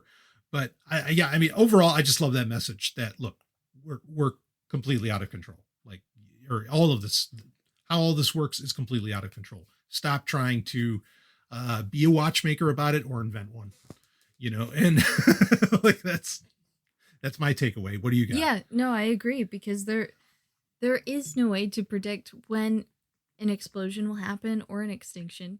I mean, except for the ones that we can directly see we're causing. Mm-hmm. But yeah, there's no order to this. It's just this beautiful chaos that's playing out over time. It's a beautiful mess. Yeah, it really is. Yeah, I like that. Anything else you want to add on this?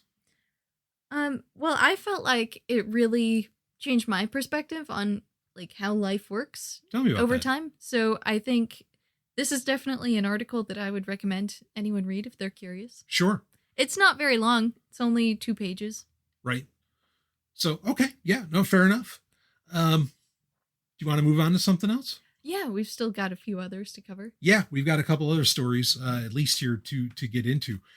So, let's go to, because let's say when a certain human individual life is extinguished, why don't we talk about William Shatner? Yeah, I ask myself that question almost every moment of every day.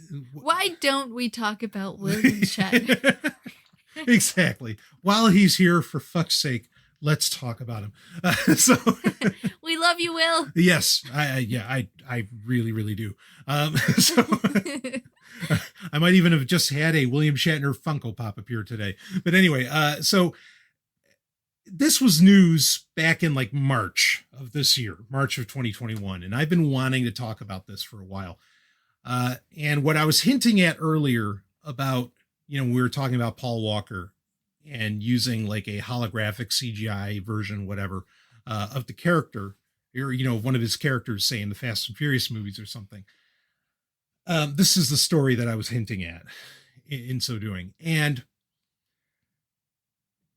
well, I'll just read the headline. I'm reading from comicbook.com, which, by the way, is owned by CBS. CBS owns Star Trek. Moving along. William Shatner is having his personality copied into an AI. It's a very, very short little article here. I want to read it.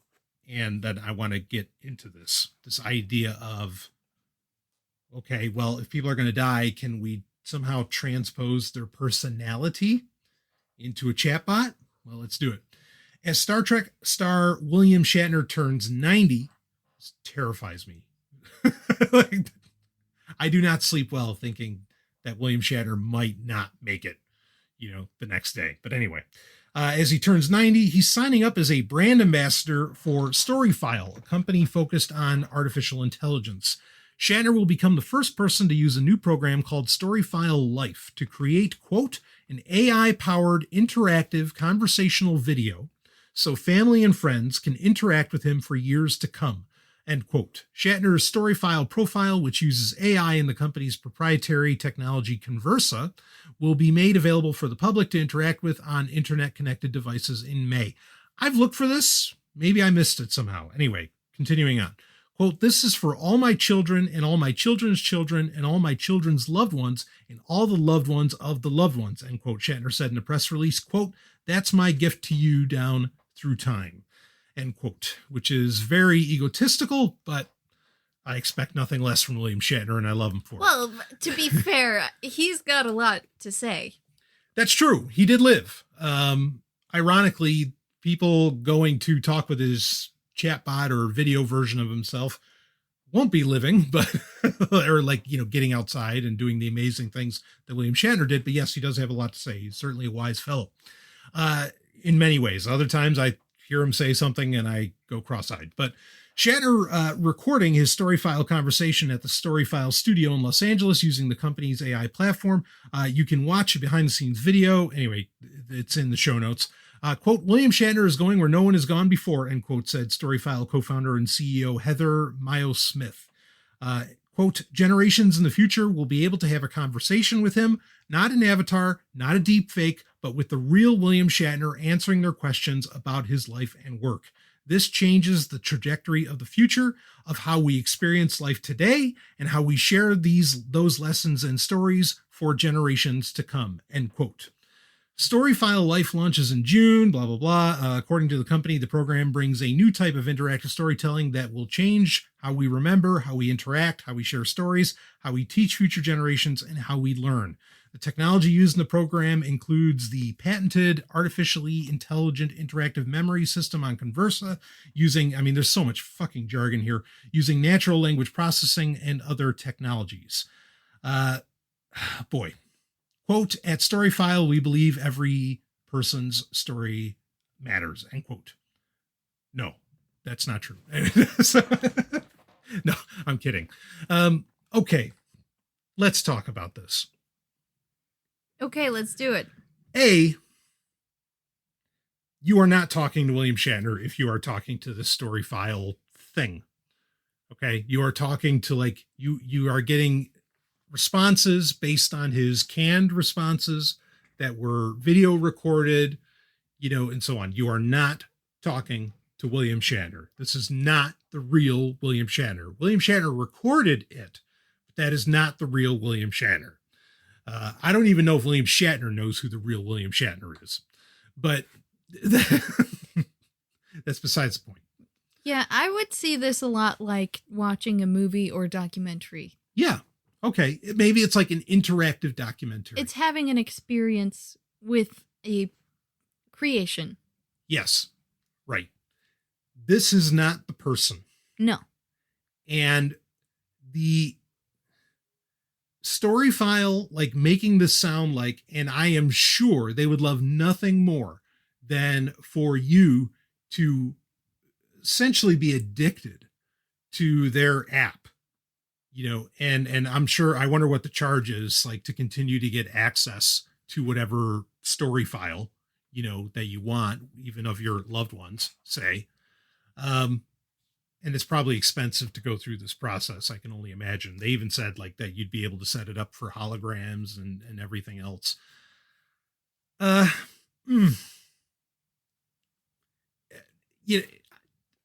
There's real problems with this because as tragic as any death is,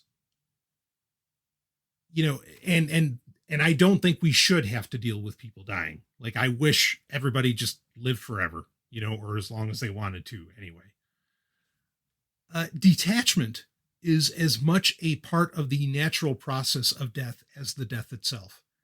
This, in my opinion, as much as I never want to see William Shatner die, if he did, you've got to deal with the detachment of the matter. You have to accept that.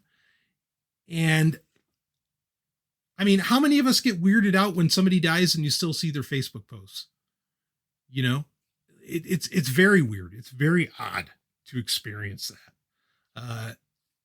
Because you're supposed to basically live with the memories, and your memories also coalesce, I think, in such a way, perhaps to idealize the person more to where they are remembered and important to you, and they're carried on within you in the way that makes the most sense for you. And that's a natural and good thing, in my opinion.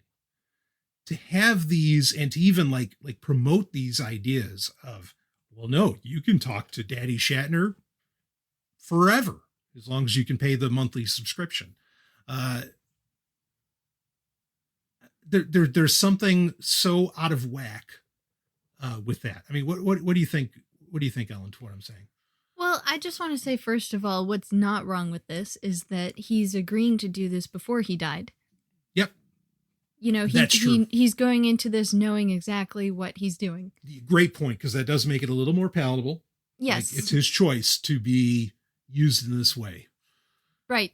Yeah. Whereas some people don't ever get that choice. Right. Like there was recently the Dio concerts where it was Dio as a hologram. Like Dio didn't fucking agree to that. I mean, you could argue maybe in some music contract that his music could be used in whatever way, but like his likeness and him pretending to be on stage. Oh, fuck no. Anyway, go ahead. Yeah, that's weird. Yeah. But I see this kind of as like family videos. Mm-hmm.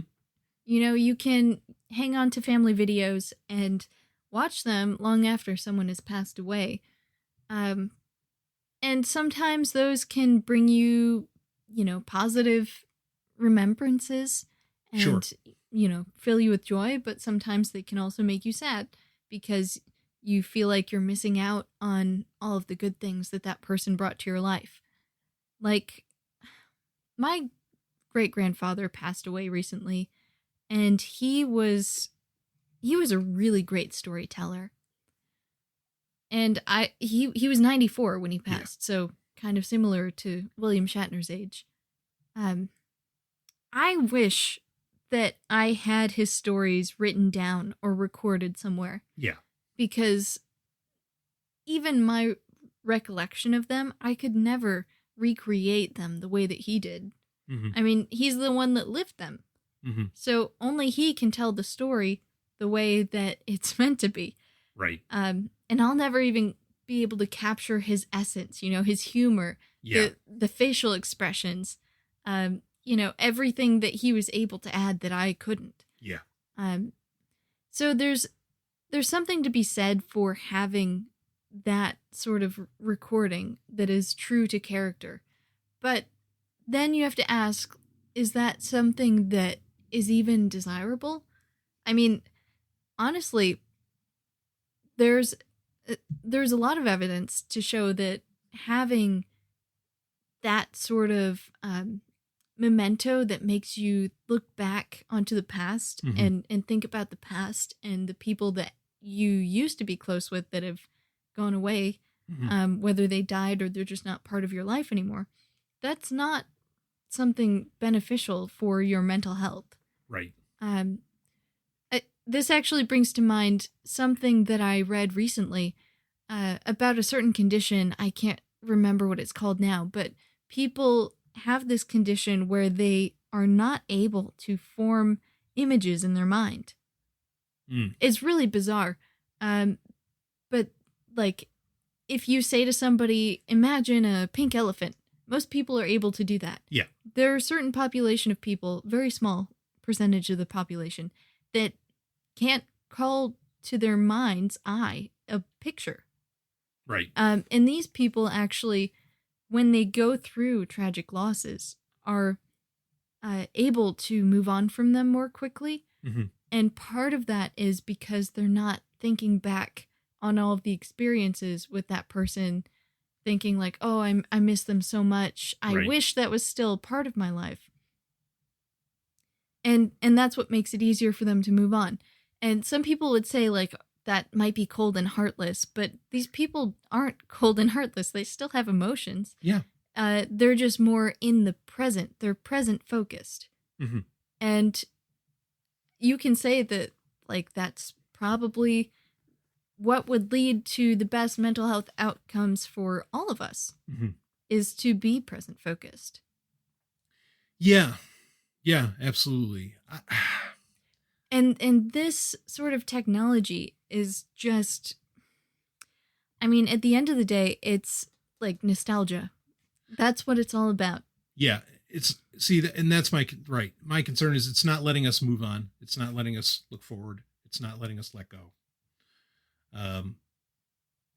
And I mean, what really bothers me here. So like, it's nice. Like, do I love being able to, watch documentaries with Leonard Nimoy in them? Yes.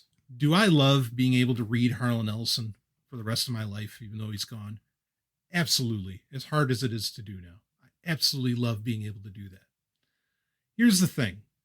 When I take in that content, because it's one-sided, it's not conversational like Conversa, this technology, like Storyfile. I get out of it the meaning that I need, consciously or unconsciously, because it's not interactive. It's there. I can experience it at my pace, at my time, my call, and how I want to, and I can take from it what I need. And sometimes that can be colored based upon what I remember of the person, like a memory I have with the person, and then that turns into something, a new thought maybe, or a fond memory or whatever. And all that's grand and dandy. Here's the problem with this is that you are going to be able to ask, in this case, William Shatner, a question. The AI is then going to compute whether or not, okay, well, what did William Shatner record with us that makes the most sense based upon this question? But in a sense, isn't that what you do when you search something on Google? Like when you're thinking, okay, I want to read or I want to watch this video of Harlan Ellison where he said this certain thing. And then you look it up in Google and Google gives you the results and then you can click on that. It's a fine line, but I don't think it's the same thing. That's what I'm saying, is that I am choosing what I consider to be relevant to my desires. This is the AI choosing what I think is relevant. And the problem there is that I can, and granted, anybody that asks a question, and if Storyfile Shatner, the hologram, comes out with gibberish, then you don't have to necessarily accept it either. But when you are going on a journey of exploring memories of someone who's long passed or something along those lines, that's a very personal thing to do. And I don't think there's any algorithm that should get in the way of the matter. Google, because I accept, like the search you just suggested, I accept that Google and YouTube are woefully inadequate at finding the information that I'm looking for. And they are. For the average person, it probably works, but that's because the average person's a moron, right? And so Google is smarter than they are. But, for somebody who's intelligent, Google sucks. Every ad that it recommends to me is terrible.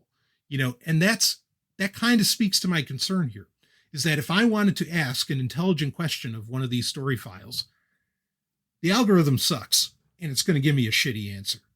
And it dare I say, it sours the milk of past knowledge that I could glean from such a person.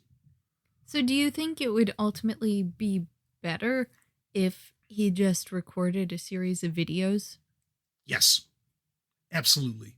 Because the other part to that is that I could analyze those videos and I could read into them even what he wanted to present. Again, this isn't, he agreed to it, great.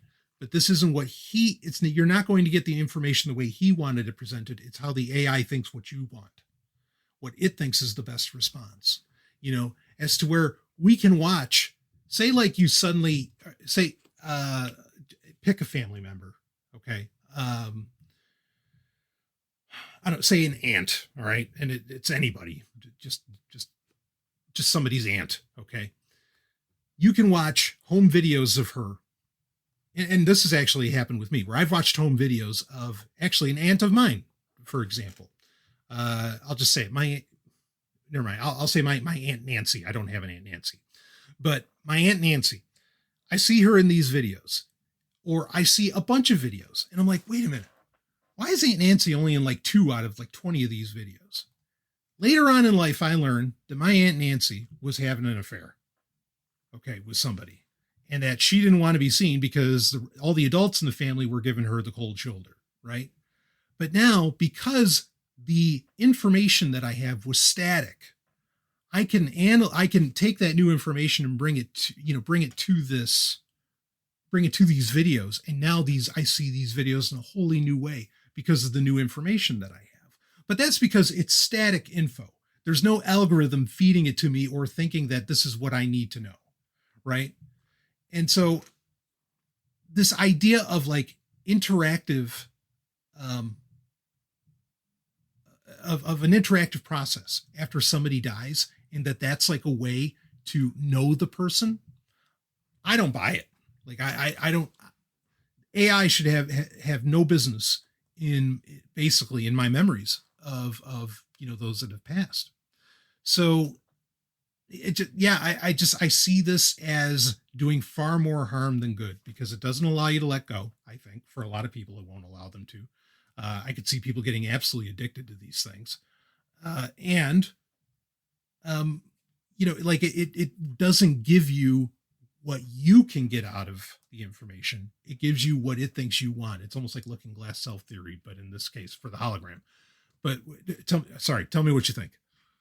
Oh, I'm just listening to what you're saying. I mean, it sounds like the algorithm is adding like this creepy outside element that's really not even human. Right. So you can't say that it's like part of the person, or that it's going to add to the realness of the person. Yeah. It might add to the appearance of realness, but it's certainly not going to contribute anything to their natural communication style. Right. Yeah, it's an attempt, but it's piss poor. And that's part of it too, is I feel like this is really a piss poor representation of a person.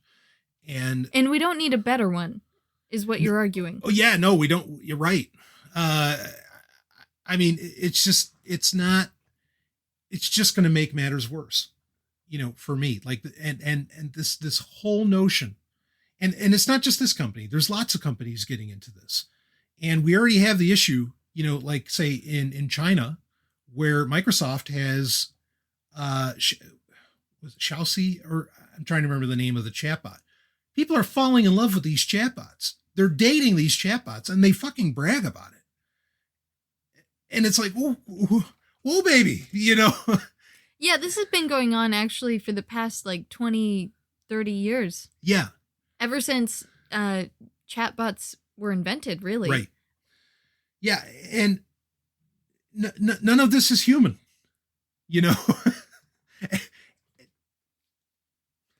I'm not being an old fuddy-duddy, in saying this. I'm actually absolutely, I am not, I don't object to change. This is not change. This is somebody wanting to make a buck off of the dead. And that I also have a real problem with, Yeah, of course. And maybe, what, you could say, well, but I bet Shatner's estate, his family could make money off of this in perpetuity, because you can buy the Shatner bot for $3.99, for the rest of time or whatever. And, if that's offering his family some security, yeah, okay. But at the same time, where is the line drawn that these people aren't grave robbers, other than the people that died agreed to it? I don't like it. What do you got? Yeah, I don't like it either. I mean, I prefer people get rich and famous off of their own merits, and not just the people that they're related to. I actually think that that's really cheap, and makes me not like the person at all when they just ride on the fame of their relatives. Yeah. But I think what I'm getting from this is that, like, you don't want any AI at all involved in keeping somebody alive into perpetuity. Correct. And maybe there's an implication there that people who do want this, or even people who become like in love or addicted to, or feel the urge to have a relationship with some sort of AI, maybe there's something that's not right with their relationships with real people. Oh, absolutely. Oh, I think if traumas are a thing, there's traumas splattered all over this whole idea. I agree with you. Yeah. So that's what you're saying, is that we need to focus more on our relationships with real people. Yes. And not so much on AI. Yeah. Focus on the present, like you were saying, let the dead go, or at least integrate the fact that the person died, in the way that is a healthy way, for humans to, that's not addictive, for people. I mean, and look, because this happens without chatbots, right? How many people just won't let go and move on in life from, say, their husband or wife dying. Oh, yeah. It could be like a box of notes that you wrote back and forth to each other. Sure. Or a picture book. Sure. And we all instantly tell people, like, and suddenly, like, the guy will be not shaving anymore and he'll quit his job and he's just like his life's falling apart and you feel terrible for him. But what do you say to him? You say, no, you got to move on.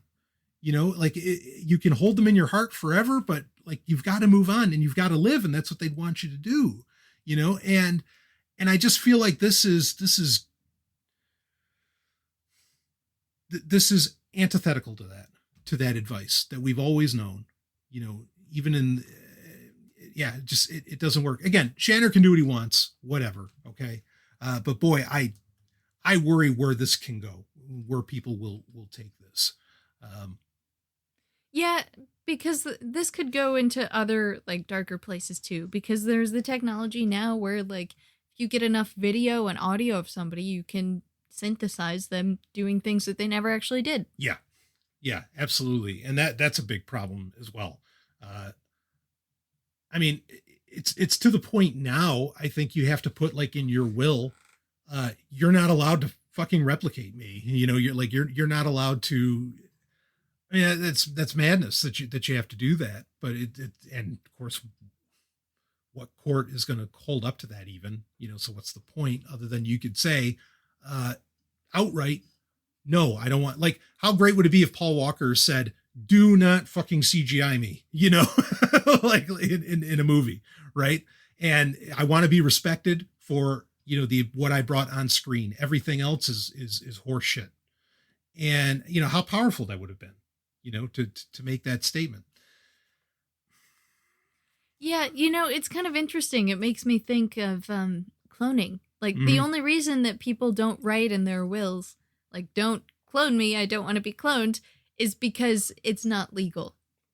Right. Like if it was, I mean, the reason that it's not legal, there's no scientific reason why, like, we don't clone people we do clone animals. Mm-hmm. People clone their pets. Yes. Because, they want to have their beloved pet around forever. Yeah.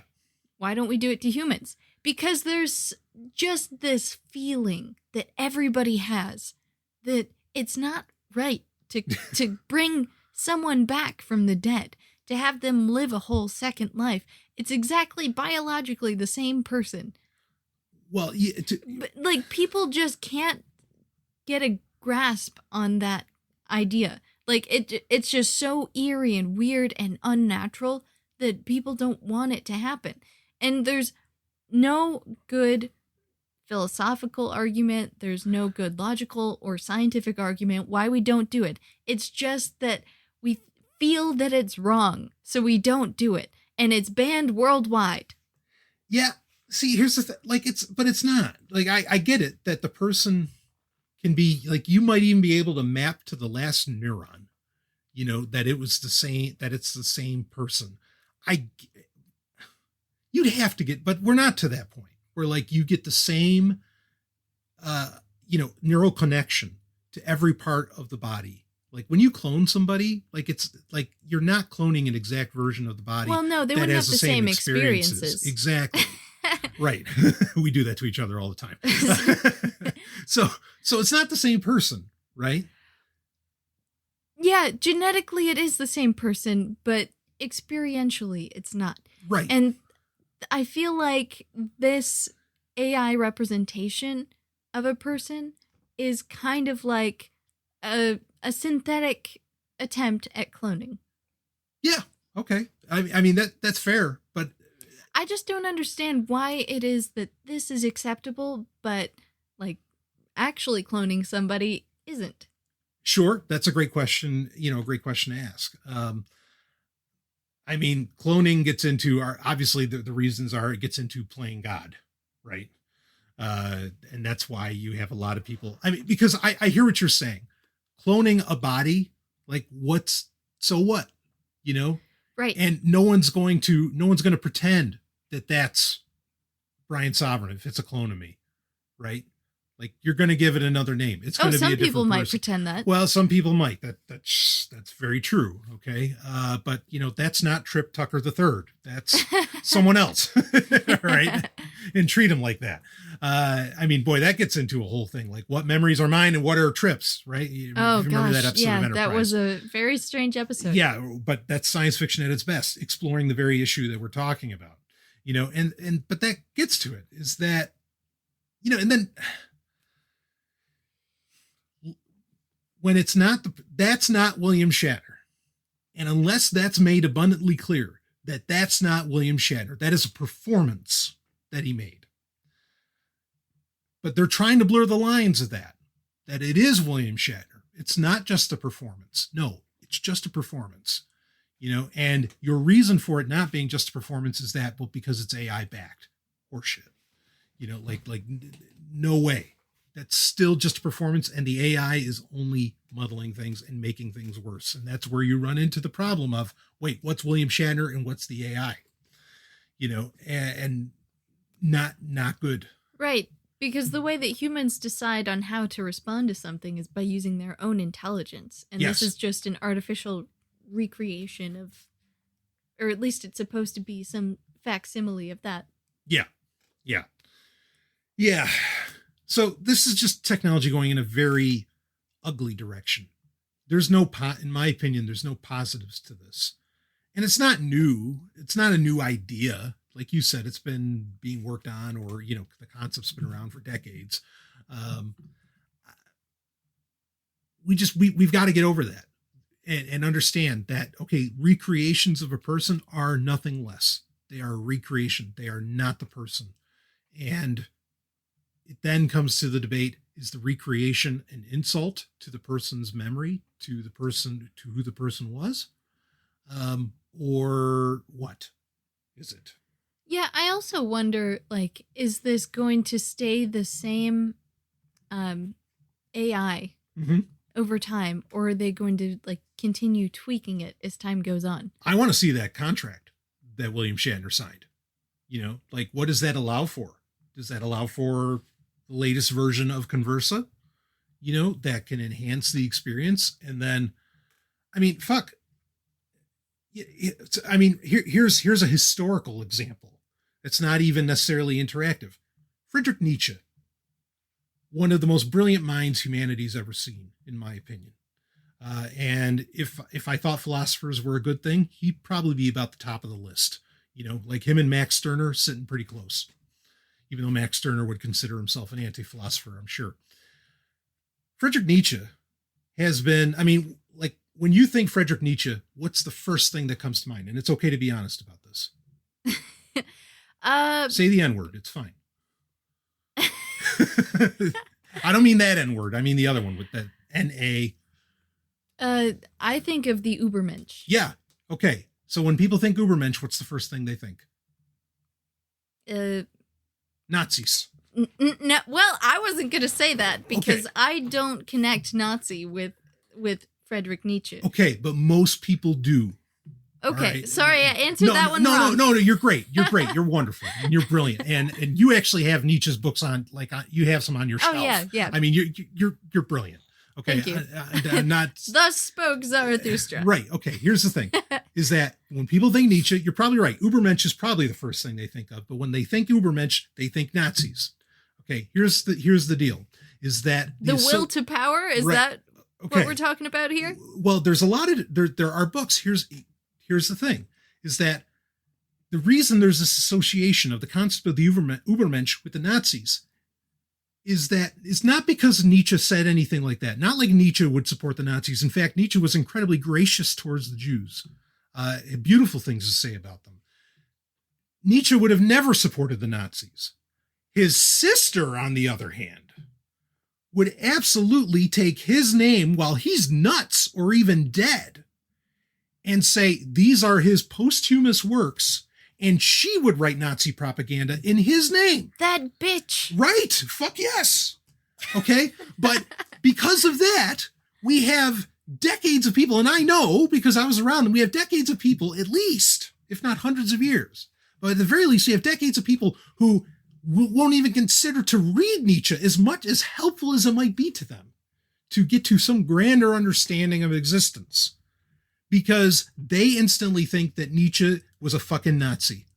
No, his sister was. And you see, this speaks to the problem, is that, I mean, this was even, before there was a computer around, really, or, well, computers as we understand them anyway, that all she had to do was say this was in his name, and for centuries, it would be said that, oh yeah, Nietzsche, or maybe not century, however long, for years and years and years and years. Oh yeah, no, Nietzsche, absolutely, Ubermensch, wipe out all the weaklings, when he never fucking said that. And so this is the issue that you run into, right? Is that, wait a minute. So if this is supposed to be like, this technology is supposed to be deeply meaningful to people into the future, what happens when the AI fucking changes? Or again, when you ask a question and Shatner responds with whatever, how hard would it be to run into a situation of Nietzsche's sister where, holy shit, suddenly Shatner's a Nazi, which would be crazy because he's Jewish, but you get my point, right? What a twisted world that would be. I did not foresee that. Sure, right? So this is the problem with this stuff. Like you need to draw the line. He's like a one-man evolution show. But you need to draw the line. When somebody dies, that's it. That's the end. No, I'm sorry. As much as I'd love to know the ending to New Atlantis, we're not going to get the complete picture. Okay. Francis Bacon wrote it and his assistant published it later. Hopefully he didn't add anything. Right. So we've got to draw those lines, because otherwise shit turns into a mess. Like, the idea that half of what Nietzsche talks about, which is brilliant, is Nazi propaganda. No, because he threw the baby out with the bathwater when you should have just thrown out his sister.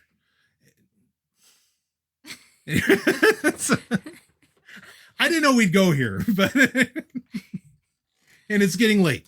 But what do you got? You got anything more on this one? Yeah, well, I feel like it's also important to bring up. I mean, I know we mentioned it before, but like, I think it's important for people to be able to let go and move on. Yes. And I don't know, having like AI that you can chat with via text is not helpful. Having AI that you can chat with via hologram, I think, is even worse, because that's playing all sorts of tricks on your human biology, making you think that the person is still there when it's not. And it's really sad that people need this as a coping mechanism. Yeah. Or if they do. I think Shatner's intention is good in that he just wants to pass on his personal stories to people and make people feel like they're having an experience with him. But yeah, unless people really know, like, he is dead, that's not him, then there's always going to be this sort of unhealthy attachment. Yeah. So it's something to be cognizant of. I think, there's plenty of people, and I feel bad for them too, that have problems letting go and moving on. Mm-hmm. And I've even been there myself. But in the end, it's all you can do to continue living on and being happy and having amazing life experiences that are worth telling, having your own stories to pass down to your children. Yes. Yeah. Yeah, absolutely. And I guess ultimately I just want to say that, like, let your brain organize your memories, because your brain will organize if you let it. If you're approaching things in a healthy mental manner, your brain will organize memories in a way that is best for you. And anytime you lose control of those memories, it's going to get in the way of that. And it doesn't allow us, because I can think of people like that did really horrible shit in like the last 5 minutes of their life. And they should be remembered for what they were, not for what they did at the end, in my opinion. All friends, even when friendships go sour, friends should be remembered for what they were, and I don't, Yeah, I don't dig this. Anything getting in the way of my brain and how it wants to remember things and how it takes in the information. I don't dig it. So I could keep going. Should we move on? We can move on. I think it's time for us to move on. Let's move on. We're talking about moving on. Now it's time to move on. So we'll move on to an article. This was from a brilliant, and I mean that, a brilliant listener. Actually, this is also from Popular Mechanics of all things, but it was shared in the Sovereign Tech Telegram group. Always great conversations and interesting stories and things getting shared in there.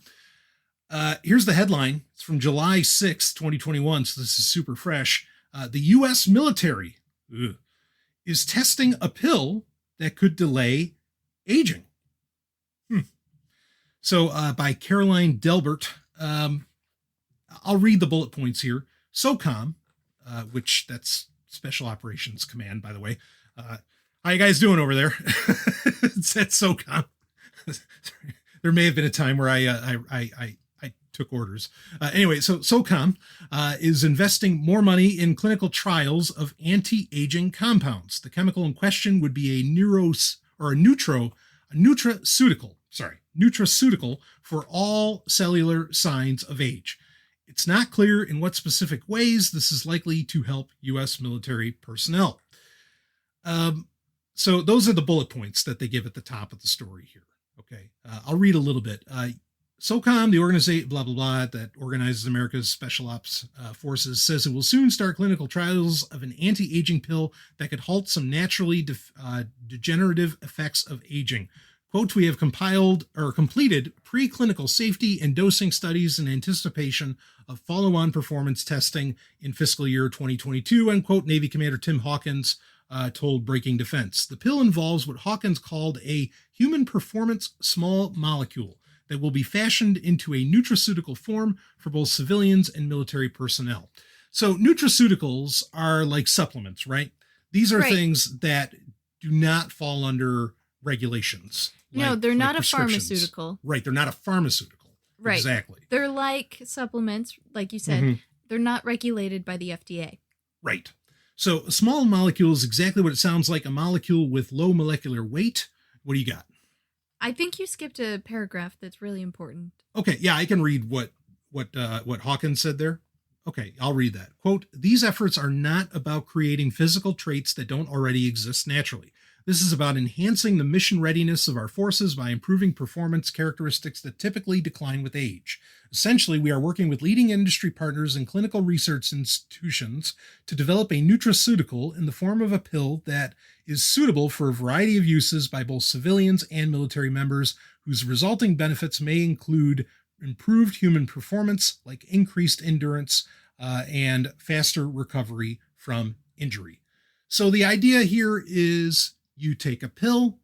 This pill gives you faster recovery, potentially, keeps your joints going, maybe gives you more energy. It combats the effects of aging. Exactly. In a general sense. Okay. So that's what they're pushing here.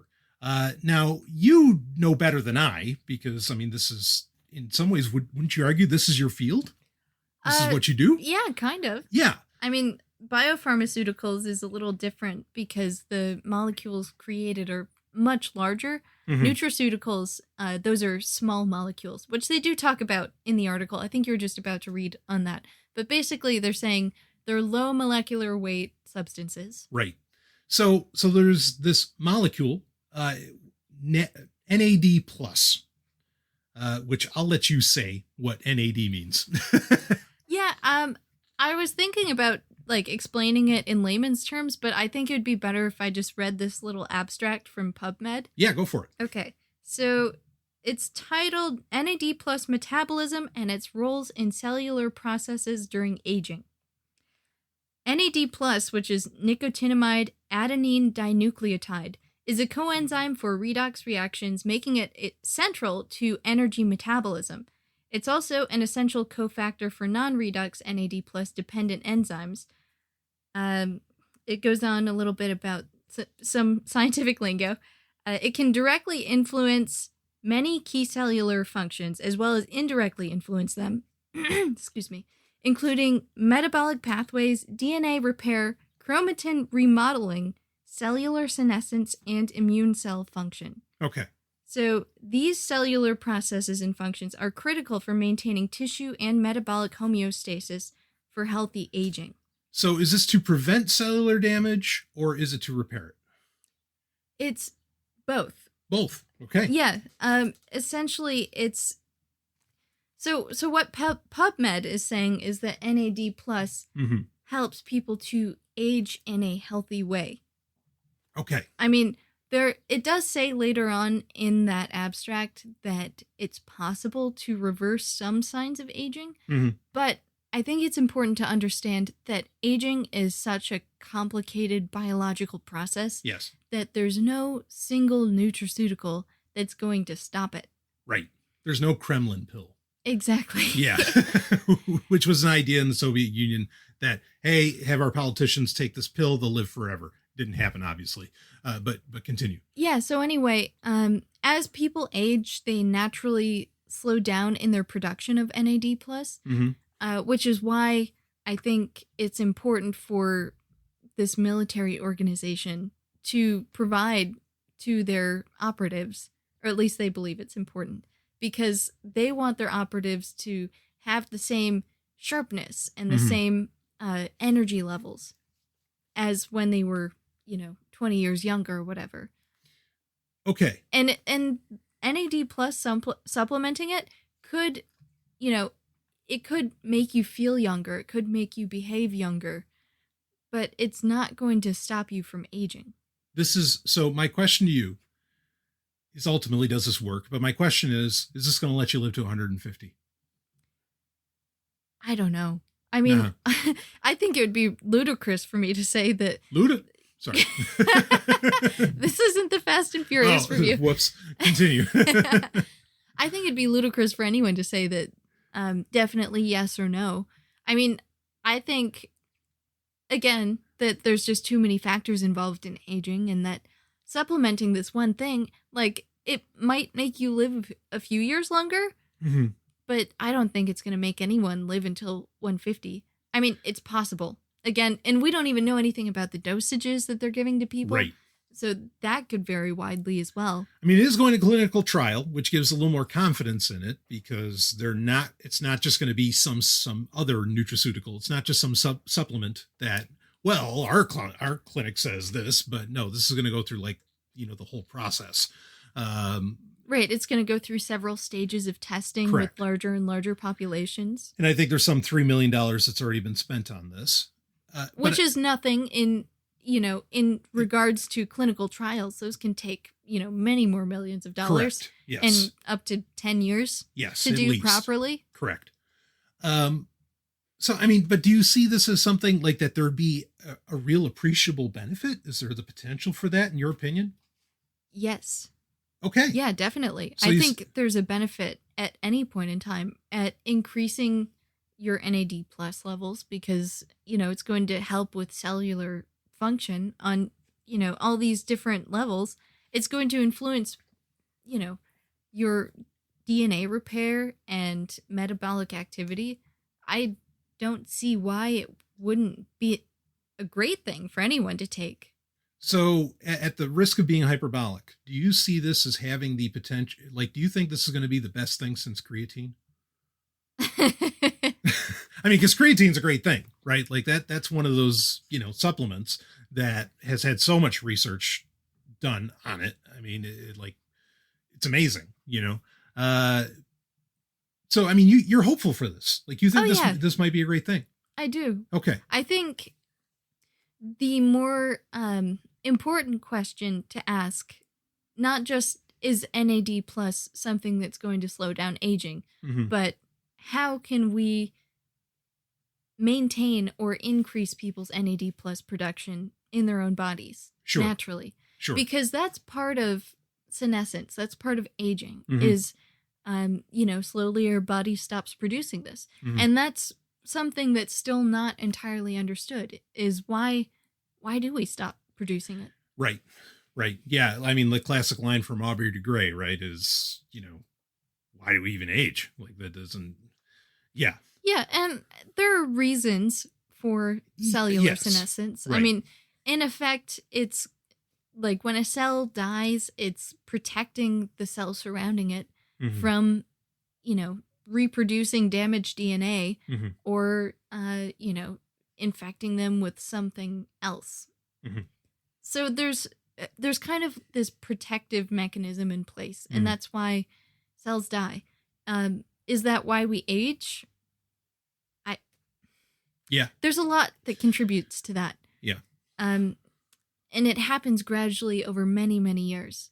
So I think this is going to be one of the most difficult problems for science to solve, Mhm.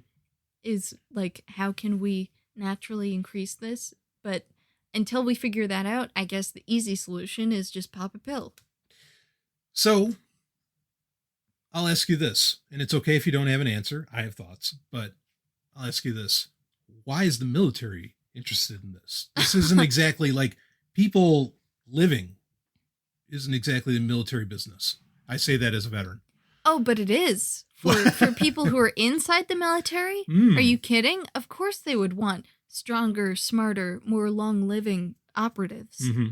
I mean, imagine somebody who's 40 years old who's been in the military for 20 years. Imagine how much they know. Imagine what they could do. Mm-hmm.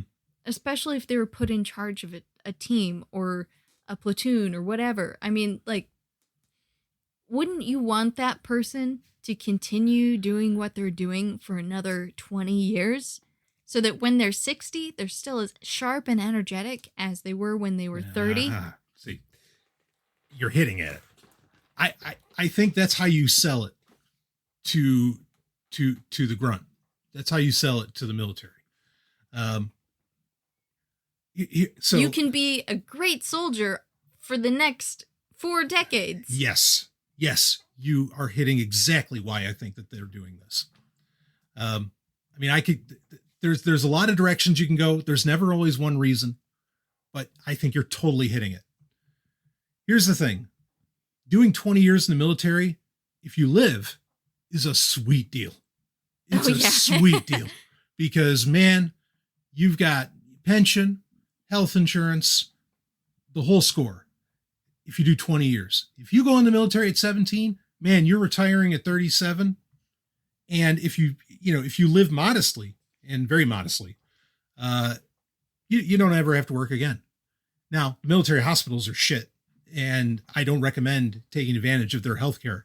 But in the general perspective, like, it is expensive for the U.S. government to pay for all those retirees after 20 years.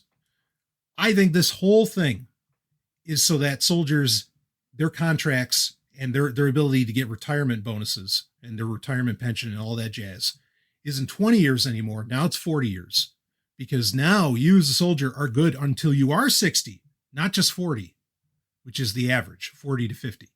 Okay. And now you're good till you're 70, or now you're good until you're 80. And it's an economic play. $2.8 million or $3 million to fund this research. Oh, that's a drop in the bucket compared to the socialist programs that you pay for retired military, for veterans. So go ahead. Yeah, I agree. I was also kind of thinking along the lines of, the amount of experience that a single person that lives that long in the military could gain. Mm-hmm. And, it would save a lot in training new people to go into the military. But in addition to that, you would be gaining like all of this wealth of knowledge in a single person that could continue serving the military, because they're loyal, they're going to do a good job, and you get to hang on to them for another 20 years. Yeah, I hear that. And I kind of feel like this is going to be given to like kind of the elites in the military, the people who are calling the shots. Yeah, I hear what you're saying. And like, there would be smart generals and smart commanders would ask for that. I want intelligent people, or like healthy people on my line, experienced people on my front lines, or doing whatever, but most in my experience, and to make the sovereign tech position totally clear in case somebody's new on this, like militaries are unethical across the board. There's no argument, for them. And I say that as somebody who's in the U.S. Army for years. And I don't appreciate being called a civilian. Right. Don't put me in a box like that. Yeah. But they don't, most commanders have no interest. They think everybody, at least in the Army, they think everybody in the MOS, basically from 1 to about 30 in those jobs, are idiots. Yeah, of course. They even take a test for it. The ASVAB is all about it. So, they're not really interested in that. Overall, there are commanding officers, there are COs who absolutely are about that. There are COs who are, if we wanted to buy into their paradigm, who are intelligent, real warriors that would say, don't give me a single drafts person. I don't want anybody who's drafted because they don't want to be here. So get them the fuck out of my platoon, and that's in that paradigm, the right attitude. But those are few and far between also, they really, really don't want that kind of person. So I think you're right in that there are those who think that way. And I think that's how it would get sold.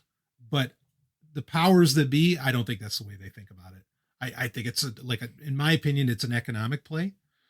The other part, as far as why is this getting tested in the military? Because also that's a great set of guinea pigs to get access to, right? Yeah, that's actually, I was just thinking the same thing. Right. So here's the thing is that, you've got a lot of guinea pigs, and this is not new. They'll sign up for anything.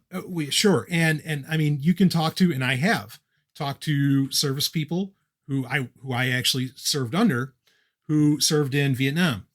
And there were a lot of them who would always talk about, don't take the pills, toss the pills, whatever they are, over your fucking shoulder. During Vietnam, there were a lot of experiments done on soldiers, and military people themselves who were still in service in the 21st century knew that they were doing that and it was wrong. Okay. Because they weren't being told about the experiments? Right.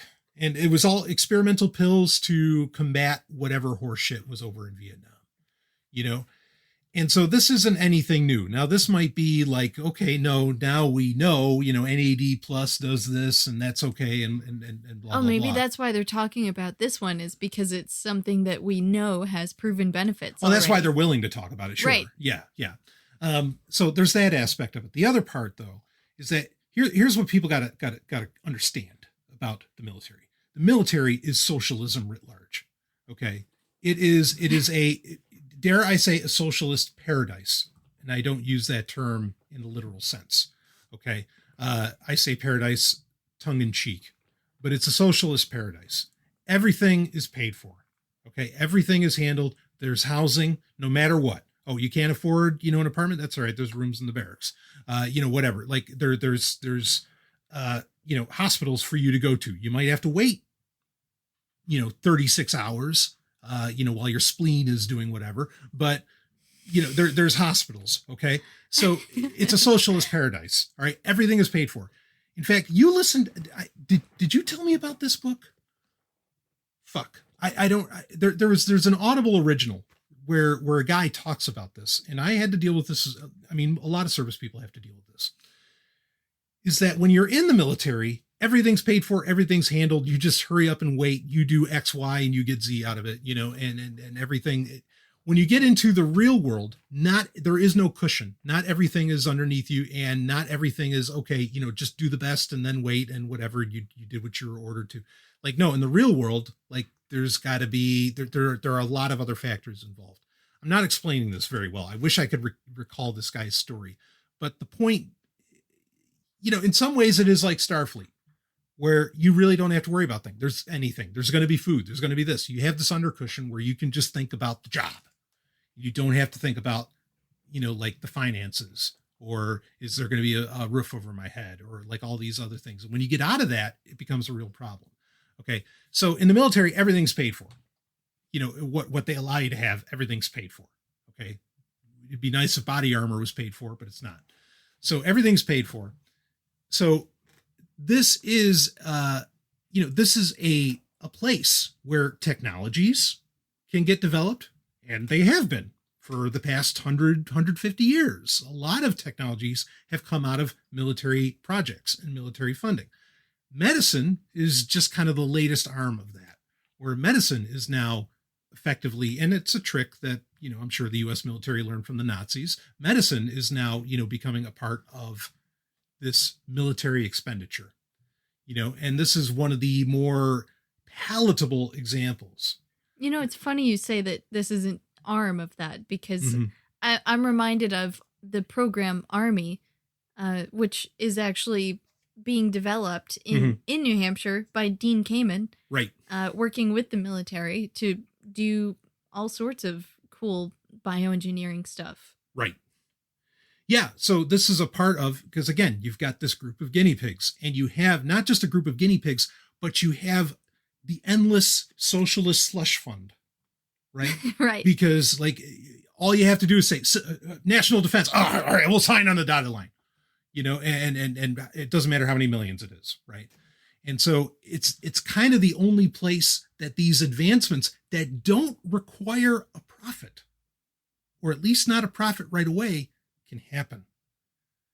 This is, and it's ironic. I'm not saying it's right, but one of the big problems with science, the reasons we're not in space right now is because it hasn't been profitable yet. It's not profitable enough. There are a lot of things that get developed by the military that have no profit margin at the end of the day, but it doesn't matter, because all you have to do is say national defense and you can get all the money that you want, and it can happen there. A lot of science, a lot of medicine, all the stuff happens there. Again, it's that socialist paradise. And I say that, with irony. Well, there's no blueprint for the dictatorship of the proletariat. Yeah, that's right. Woo. Yeah. And it kills me too, because no pun intended there. It kills me too, because because you get patriots who, socialism, communism, bad, military, yay. Wait, what? you can't say the military is great and that, but communism sucks. You can't go send. You're essentially, people don't get it. During the Cold War, you were essentially sending communists after communists. You were sending American communists after Russian communists, because every military person is a fucking communist. It is socialism. That's where they get their money from. Yeah. Us. It's this limitless slush fund. Who approved this? Who said we could do that? Isn't Pfizer supposed to do this? Now, granted, the military does work with a lot of civilian contractors, of course. But anyway. I would hardly call Pfizer civilian. Well, good point. Yes. There are a lot of corporations like that I would hardly call civilian. I agree. Just because they're in the private sector, quote unquote, sure, doesn't mean that they're actually a private company. I've brought this up a lot of times. Hey, Brian, you're a brilliant guy. Why don't you go work for a company like iRobot? Guess what? I actually applied for iRobot. I went for an interview at iRobot. They said, Brian, would you like to work in future weapon systems? And in a very kind fashion, I gave them the finger, and just walked out.